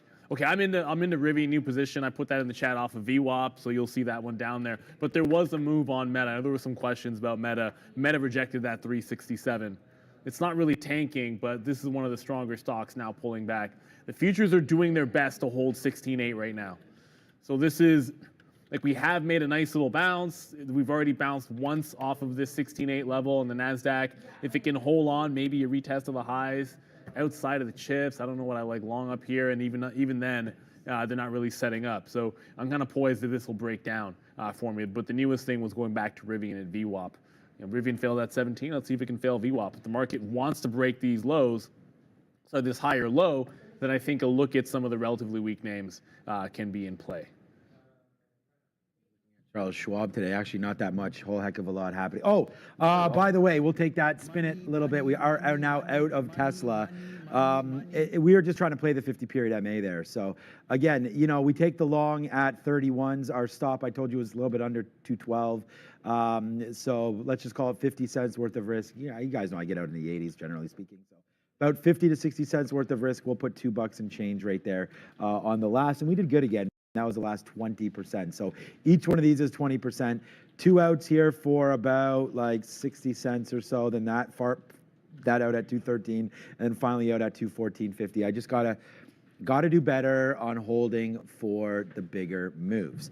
I think Tesla's a buy down here for the long term. So the only problem is, as I don't know if they mentioned it, or I mean they probably did. I was just trading, but the 24th. I know they talked about, what was the other stock that Netflix. Well, they're 23rd, 24th. So yeah, so Tesla is, weak today. We're already into it. Yeah, we're already big time into earnings right now. So pay attention to Tesla tomorrow. I wish. I do wish, man. I want to see some of these movements. I won't necessarily trade many stock off earnings, the day of earnings or anything like that. But definitely as a shareholder, I think we're all very, very excited to see what Tesla does and what really the effect of those margins are going to be, right? I mean, we already talked about the shrinking there of said margins. And we saw that in Germany today. Like, they squashed them. So we'll wait down 5,000 euros, I believe, for the, was it just the Model Y? I only saw that's for their the most one, popular. That's the one I saw this morning. If it was more than one model, then I mean, does it matter? Like if that's the majority of it. That's just. I like what they're doing. I think push everybody out. This is how you win. Well, the thing is like this is like so. Well, other companies go out of business. Like I'd want to buy a EV right now. That would probably be my next one. And the thing is like if a Model 3 is 50 grand and right now, whatever the next thing is 60 or 70. If he just keeps bringing down the prices, then I'm going to be in a Tesla. I'm going to enjoy it, and I'll probably buy my next car. Will probably, you know what I'm saying? So all of a sudden, you're starting to get people into, and I'm not just saying this because I'm on Apple right now, but into the ecosystem, and then it services after that, right? It's just start making all that money. I mean, the next thing you know, man, Starlink is going to be in Teslas and all this kind of stuff, and then it's game over. My kids already want to. Starlink is amazing. Yeah, Starlink. I mean, all of that kind of stuff, right? And then really, shout out to Dan Ives and other people. I mean, this is all the talk, anyways. Is the full self-drive, and you definitely want to have people that are controlling. The AI side of it and Apple and Tesla and Microsoft and all of that continue to be the thing. And something called NVIDIA. I've never really heard of NVIDIA before, but someone keeps talking about it. Never heard of them. Something about up 350% in a year. It's not a bad run for, it's okay. It's okay. It's aight. It's aight. Tonight, stock. Darwin saying, where's the Apple car? Where's the Apple? Oh, Dan Evans, you have Starlink, Dan? Dan's got Starlink. See, there you go. My sister-in-law is Starlink. That's why Dan. They live in the boonies. They don't have yeah.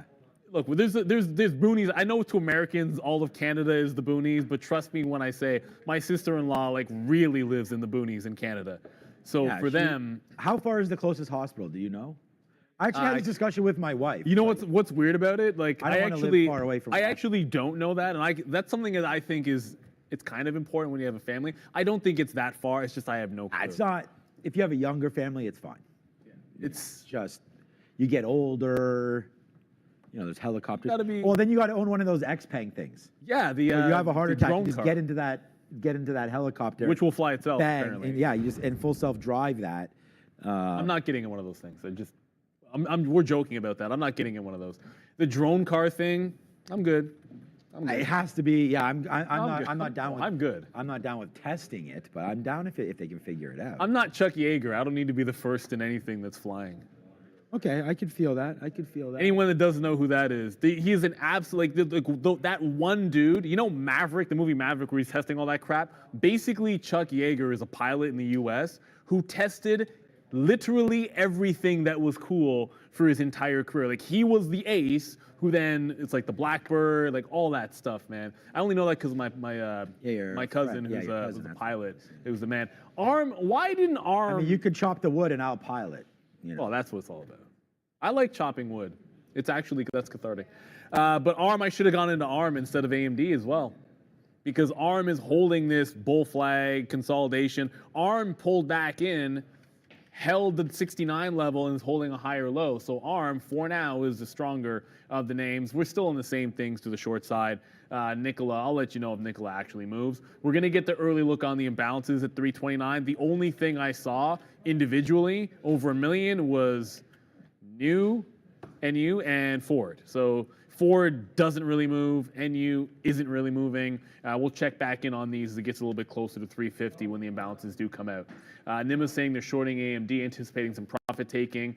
If there's going to be a bounce off 16.8, I feel like the chips are the right place, but AMD is now trending down off that, whereas ARM is at least holding some higher lows. I don't know if there's another shot at the 69 level, but that looks like a decent one here on ARM. Definitely stronger than the rest. Okay, so let's just re-look at Coinbase quickly because I didn't even, again, like if I don't sit here and look at these stocks, I'm going to miss it all. Like I don't even have a bid here at the 200 period MA. So maybe we should. I'm kind of hoping we crack it, to be honest with you. Here's Bitcoin right now.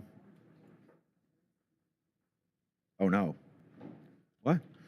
Okay, I don't have the chart up. I just have this. So I have to, I will have to, where the hell's the chart? Okay, Binance, you'll go away for a couple seconds.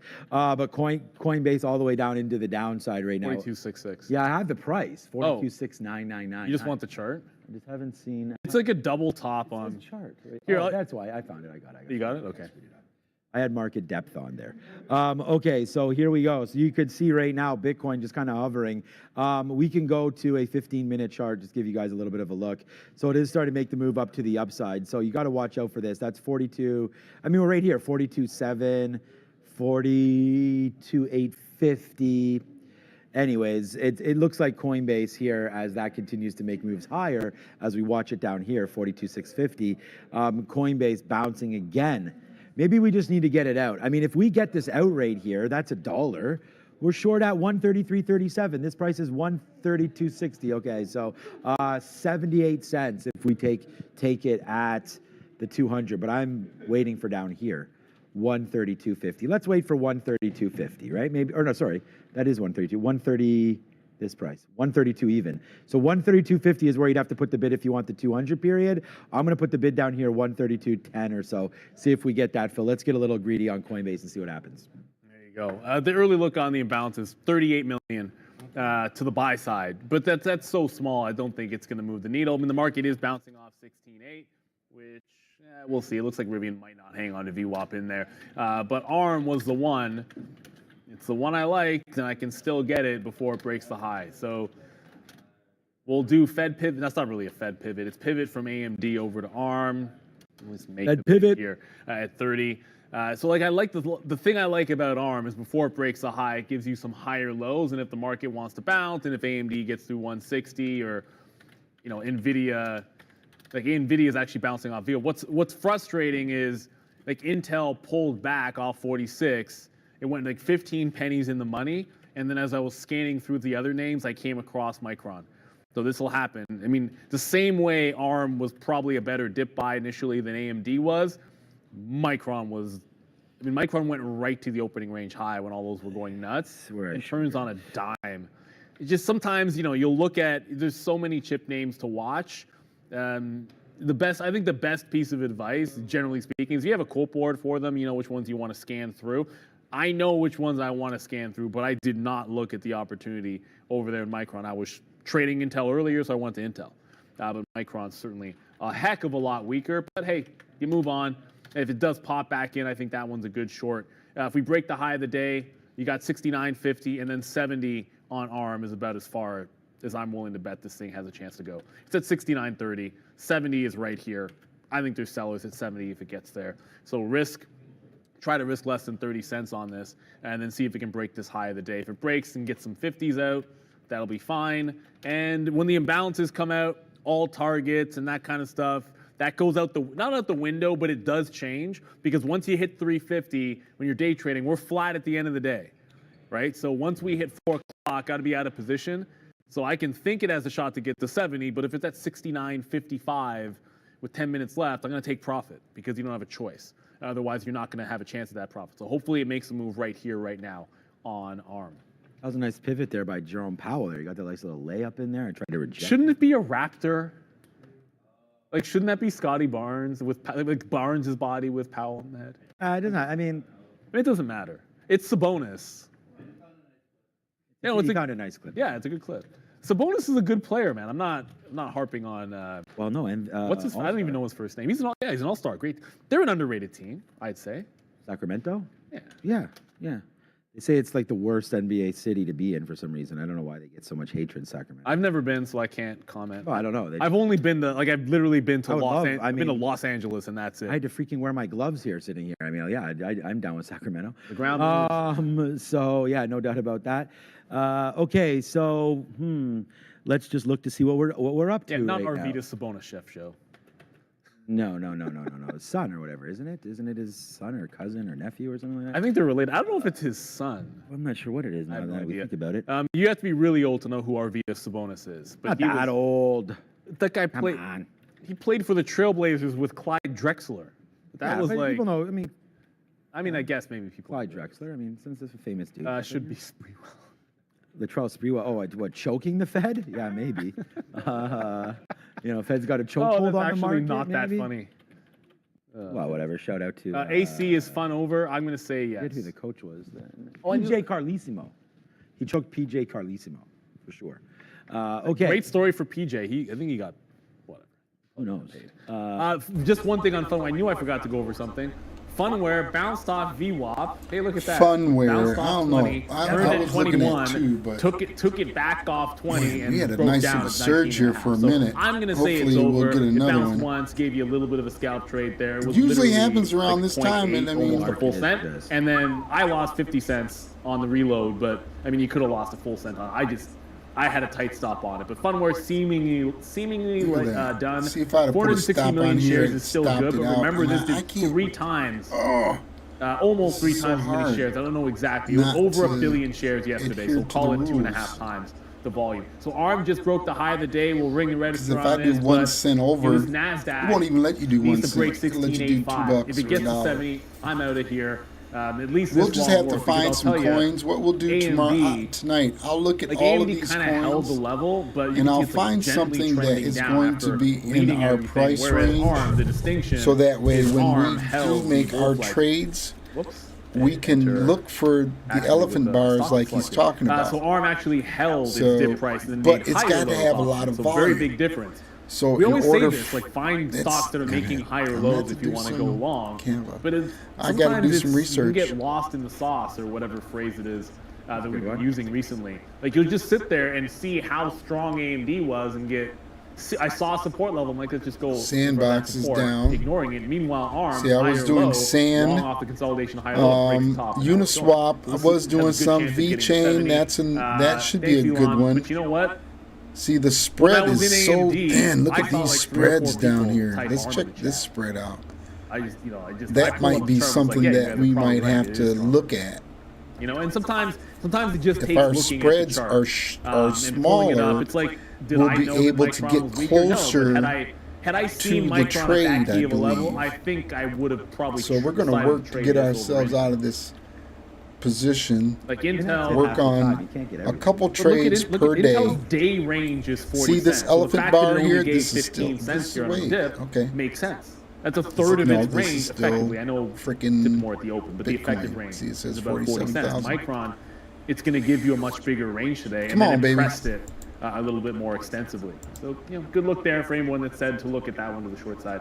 But ARM, that's a new position. I'll Uh-oh. probably have to type things Encoding up in a few overloaded. minutes as we're We're getting overloaded. close to the end of the day here.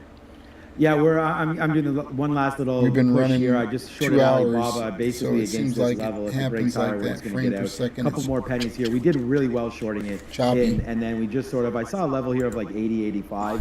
Just thought that we would try to get some more short into this name.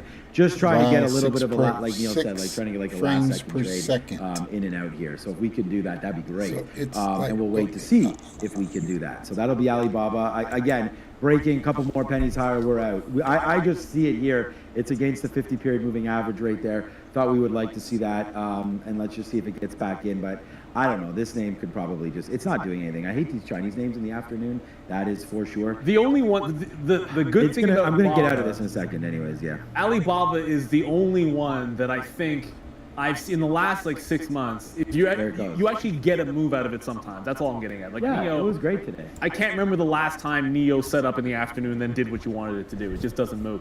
But there was a question in the chat about Zim Come on, here. man. ZIM, should I get out was the question. I mean, everything when you make a trade, you should have your own, like, where am I wrong on this trade? Zim has been an incredibly volatile stock. It's integrated shipping, so everything that's going on in the Red Sea, raising prices, yada, yada, yada. Zim's got a short float, it goes up. So that's a quick breakdown of the stock, probably too fast, but you probably know the story if you're in it. If I was trading the stock, like, you can see it hold a 200 period in about $12.50. So I don't know if you're day trading it or swing trading it, but you got to have an out. Like, if that's my out, then I don't see a reason why until it retests the high, I would consider covering it. Now, if you're long on just like a breakout of the high of the day, that's a different story. Like, if I was long this instead of ARM, I'd be looking squarely as a day trader at the $14 level, which it pretty much is right now. That's what I'd be looking to carry it into if I had to be flat at the end of the day. But that's just a specific setup, like a late day break that I'm looking to get out in front of here, the next available level, because there's only 20 minutes left in the day. Try to keep it really simple when it comes to these things. So good luck for you on Zim. Keep your ear to the ground, because that's clearly a name that is going to have headline risk. And if you hold it overnight, I mean, an attack here, a response what's going there, on. like every single night these shipping names. Came back to Bitcoin. It's a risky game. I guess if you have a stop, if you're in the money, it's a little bit different. But yeah, keep that one tight to the vest for sure. So we've done really well on Affirm over the last couple of days. We'll try this one more time up to 40.80. We've already traded Affirm today short, and it was good. So we got out of 80% there and then got flat on the last little bit. It just popped. So I'm just going to give this to 80. I mean, I don't know what just happened right there. Oops. I don't know what just happened right there on Affirm, but it's a nice move up. So we're short here. Whatever, man, a couple hundreds of shares. We'll see if it can work out. Hopefully it does come back in. But hey, if it takes out 80, we're gone. We're just trying to make something happen. And we shouldn't be doing that. I understand that. But at the same time, let's just wait to see. Maybe there's something there. JP Morgan, still 50 cents in the money. That was a good out. Let's just check in to see if our Tesla was a good out. Yeah, it was, and then it wasn't. Back up there to 215 again. The strange thing for me, and we're going to watch out Apple continuing to go, AMD off the highs when the market is at the highs. A little puzzling to me right there. And the other thing too is the same way with NVIDIA. Market way at its highs, NVIDIA, I mean, it can easily get back there, man. That's 250, it could easily get there. But again, like, what was up with that? So you've got to keep your ear to the ground. Maybe there is something up with some of these stocks as they continue to make moves to the downside there. Micron is my number one stock, and we got in and out of that one real early on Micron right here. That was hit. It just hit the pre-market bottom, and we were like, let's short that break. So that's basically what we did early, and that was at 947. So we played that momentum back down to the downside. Coinbase all the way back up. That's fine. We talked about that risk on that one. And again, when you're shorting Coinbase, whoopsies, and you're up here 133.36, and then that's 132.80. So that's 50 cents. That's another 10 cents lower, 60 cents. So we're getting ready to get blown out of the top right now on Wow, Coinbase. look at that So watch elephant out, for that one, taking out some of those tops. That's what I'm talking And the about. good thing about it, if you want to identify the key prices, like that's, it's the top in, it's doing that thing again, it's the line in your chart. Red If takes you're looking out at that green. top, like how do you find those entries, exits, have a good stop order that you can trust, learn about reading the tape, all the things that we talk about, then what is for you if you're in Canada is our campus program. And we're gonna keep talking about this. There's a new run. They filled up real fast for January. So the next start date is February 5th. And it filled up really, really fast. Just to let you guys know, we've had some viewers that joined this campus program and have actually graduated through it. So congratulations to any of them. What is it? Hey man, it says what it says right here. I can just read it to you. Trade real money and gain real experience. Yeah. What it should say is for that's free, 5 like right here, like cents. big bold for free. Yes. That's There's the 10 key. Like it is a cents. program to learn, to get into the basics of the 15 market, cents. market introduction, learn this platform, 20 P-Pro 8, which we cents. all use, built by traders, for traders. Inputs, like if I 24 see we cents. want a certain type of order type, I can put a ticket in, anybody can. And then, they'll go to development. It's a great platform. You get a chance to go into a very good simulator. Obviously, you're going to get one-on-one coaching. We say this every single time. That is key. Put in the effort, learn, take the coaching to heart, learn the platform, learn basics of tape reading, reading level 2, all that good stuff. Because once you go live, you know what your end goal is. You can become a funded trader at the end of this. Trade real money and earn real profits. Again, it is free. The course is going to require a minimum of 8 hours a week. We say it's 16 Look at because that. that's what's Look how it's up. You riding got to at put that 200. effort in. So So 16 hours a pretty. week. If you have a passion for trading and you don't feel like dropping a bunch of money into some other account, then this should be for you. You do have to be in Canada. Scan that QR code below if you're interested, or Can't just be in visit Canada. I campus.daytradetheworld. gotta be here. February 5th. It is going to fill up fast. We're already halfway through January as it is. So good luck to anyone that has joined. And if you haven't, and trading's your thing, and you're in Canada, I suggest you give it a shot. All it costs you is your time. That's a fantastic opportunity, and obviously people should, see if they what we can, did do that. And I want to say a for big shout out to some of the people one there. night. Mr. Longshorts, I think I got your tweet. Did you tweet at me? I think you did. Congratulations. His office just went live. Where is this guy? There he is, Mr. Longshorts right there. Recently got approved for my office to move live. So there you go. Cheers to you as well. Now you can trade real capital. So good luck on that one. As you go, just stay. Ooh, I lost on Streamlabs. Just stay true to your strategies, live or in sim mode, I as haven't we won continue all to week. we continue to talk. I haven't had a very good week either. I did win 2,000 points yesterday See, I just spun on 250. Streamlabs, so we'll see what that can do. So, all right, Affirm went down to 70s and bounced. That's never a good sign. We're short at 74 right now, and it just bounced off 70. It's not like 4 cents was any good. I did have a bid there to get something out, but you could see there I'm Imbalances just the market. are- Yeah, the imbalances are coming out, so that's why I kind of was like, okay, if we can get something. So out we just before put get in stopped a out trade here. for Again, 7-8 cent hit is what we're really 0.5 looking for here with lots Affirm, which is unfortunate because it looks like that at is what's going to happen 24 here. cents. Breaking through 40.80. I was Opening just trying to price see at if this market would slow down, $2.46. and it's not. It's just continuously going back up to Current the upside. price is like if you hit this and drop back in, $2.42. what did we have that number? 38 million to buy. So it's really nothing And to it's buy rising. there So we today. got So negative thought the 15. market could have maybe dropped off a little bit there. It did, but Affirm didn't really do anything. So it looks like we probably will take a 7 or 8 cent hit on that one as it's trying to go higher and higher and higher. That is Affirm. So we'll wait for that one. T-Money wins the first time. Nice. Sent a couple messages. Okay, that's probably what it was. Shout out to Mr. Longshorts. I'm pretty sure I did get somebody tweeting at me that they got approved, but if that was you, shout out. And I think I responded to you, so you'll know. But anyways, look good at job. that Oh, there it candle. goes. So there goes Affirm. Again, small loss on that one. We'll hit the sirens because it's an L, but there goes Affirm back up It's to a the upside. loser. So it just took it out. You're gonna have 7 cent hit. We were losers. bidding Come on, those, so baby. we Let didn't me get see anything. what happens. I just wanna Snapchat see is what like happens. 10 cents in and finally starting to go a little bit there. This is literally the all-day trade. I mean, thought that would go. Finally starting to go. I still like that Affirm short against 41. I don't want to. Like, we didn't lose that much there. Which is thankful. I don't know. Maybe we're just getting a little too excited there. That's 40. Yeah, I mean 41 looks pretty good. Okay. 41. I have 41.15 is Yeah. Let me just take. Let me punch got a little some short. room. Let me punch a little more short right now. Just two things quickly for you. It's 3:47, 3 minutes to the amounts. I said this is what would happen. We get tight to the end of the day. I've tightened up my stop in ARM, and I'm now just sitting on the offer in front of 70. Like, I didn't have an order before. I was going to kind of let it get to 70, but now I'm just on the offer. If it spikes So into it's that, I'm 12 just getting minutes out. before So that let's get to the that desk and candle take care of some business changes. before the imbalances roll.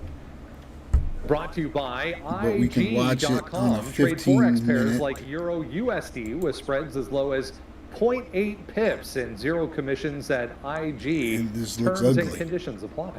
Because it'll come down. How and is it stop, possible and that go up. every single time I'm in one chip name, like lo and You behold, report, though. I know, but somebody puts in the chat another chip name that's moving better. It's like Intel goes a little bit in the money. Like, give me a break. Intel goes a little bit in the money, and then someone points out Micron goes more. Yeah. AMD goes, and then it's like, oh, ARM's better. ARM just starts getting to the highs, and TSM just broke 103. They do report, but it's tomorrow morning the report, right? I'm pretty sure it's tomorrow morning they It report. is, yeah. Okay, yeah, just being sure. But it did break out of this local high here at 103, so very strong move in there for TSM. Look, all these names are getting dragged Well, up. You have on the the futures, 200 you have and the the chips, so they're starting to go. AMD back at the 30-minute time 160, frame. so I think ARM is very likely So we're looking for a to fill in front of the blast 70 off. level.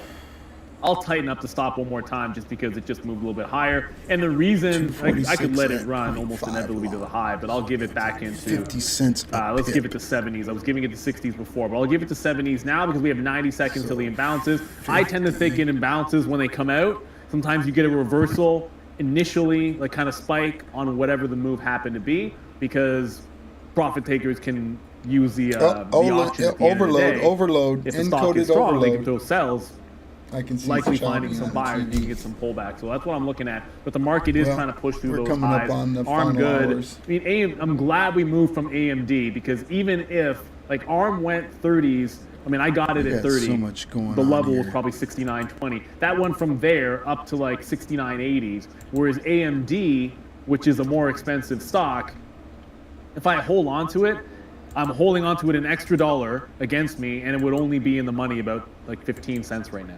So it was AMD wasn't the one. It was the one early. It's not the one late. And speaking of ARM, that just came out. So I'll trail out of ARM with 30 seconds to go. I kind of tightened the stop up, thinking we were going to get the imbalances trigger me out. But hey, you got to ring the register somewhere. We're running out of time. Intel manages to hold on to this 46.05 though. Yeah, we just did. We just got up 42 there. We have a couple more minutes. There's Snapchat out, so we'll wait. Here we go. Let's just look up Apple, okay? Because we'll see what's going to happen here. Well, we have too many. Okay, let's just watch Apple. With 5 seconds to go, I'm just trying to find something that might move here into the close on an inbound. There it is right now. Okay, so we already got out TLT. Who cares? Ford with a nice buy. What is Apple doing? Kind of making moves higher here. Ford, Shopify with a sell finally. Shopify has been really, real hot, man. I mean, the Shopify chart has been nuts. We'll wait to see for that. Maybe it pulls back. Oh, there's Apple right there. Nice little bid. So it's probably a big number. 1.3 billion to buy. Thanks, Brendo, for that one. Shopify with the sell. Apple with the buy. Amazon with a buy. Amazon's looking pretty nice, man. Amazon's almost back to that 155. Wow. For that one. It's all about buying dips. I guess we got to buy some Palantir soon because that's dipping in a little bit. Now down to 1630 again. Wow, that hit 16 today. Wow, that was a good buy down there for Palantir if you're able to get that. Another name there, Google, continues to go higher on a bid imbalance See, it's not as giving well. me any Now elephant taking bars. out basically the high, right back to the high of the day for Google. So that's not going to turn green, but it's going to get pretty close. The NASDAQ still down 0.5. Right there. So Google and the NASDAQ. This is not following. impossible that Google. Nice move. Yeah, it's not impossible. You could get green now, but that was a 1.3 in bid. So the thing is, now it's going to flip at 55. So I don't think we'll get green today. But anyways, that's the imbalances. Good move. I'm definitely a little bit surprised by it, to be honest with you. I didn't really think you'd have the juice to get up there, but you saw what happened with AMD, and I mean AMD first, and then TSM, I mean, almost all the chip names really. But there goes Intel. We tightened up the stop. I had it at 10s. I moved it once it broke 5, and that's why I said hold on to the 6s because 45.06 was my out. I was short at 04s. But no more positions on. I'll cancel some script orders out there in a quick little second. I did want to, just because there was that GitLab news, and I realized that it did go ham for a hot minute. It never actually recovered. That 65 was the top. As you know, when you get top 2 pair in poker, but that was the absolute top. It's holding on to $63 here. I think this should be in play tomorrow.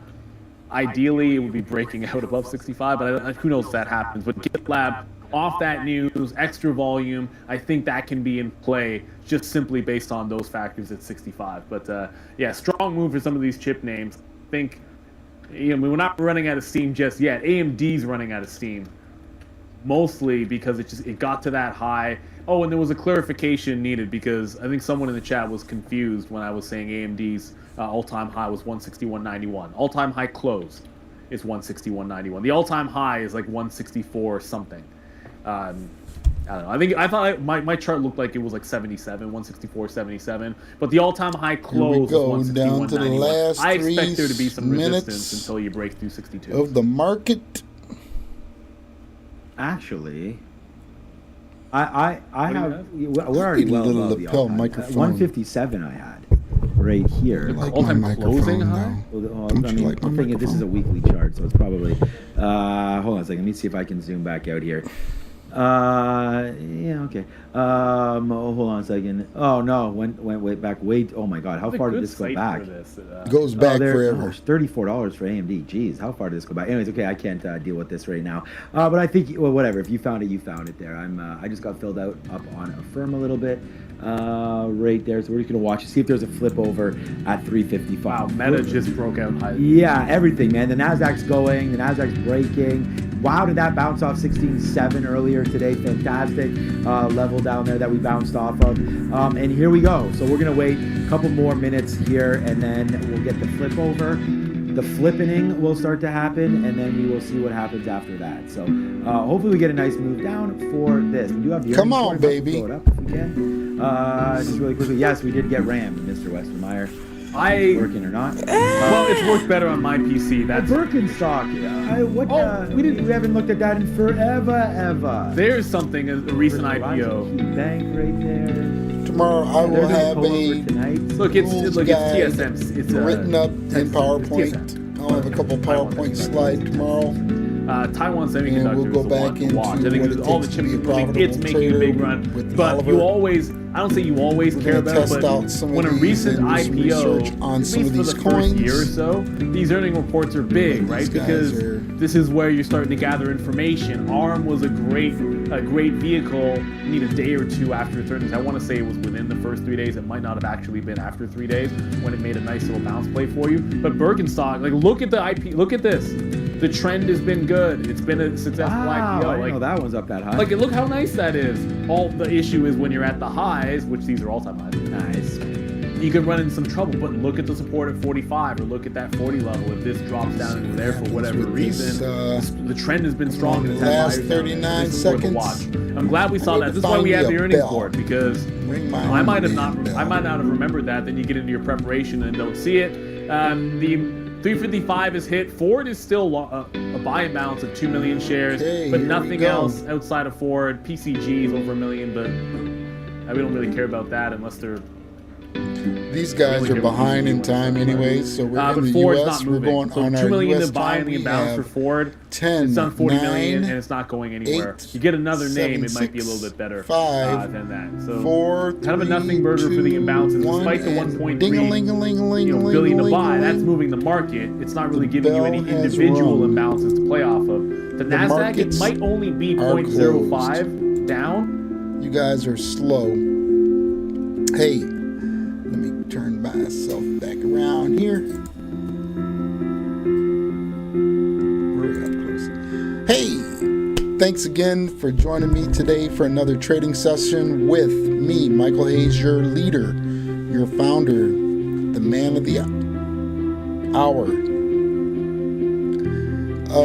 Yeah, if you'd like to learn how to trade, it's really simple. It does take some time. Just like anything in life, you will have to practice and get good at it.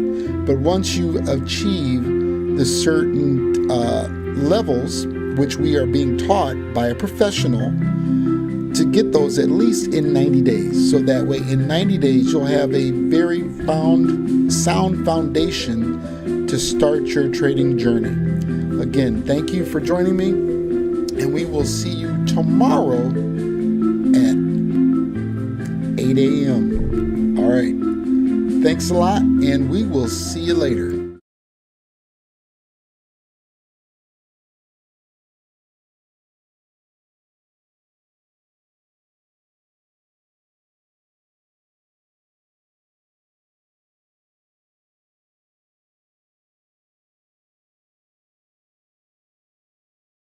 Welcome to Penal Accessory Customers Gym. Your shop things.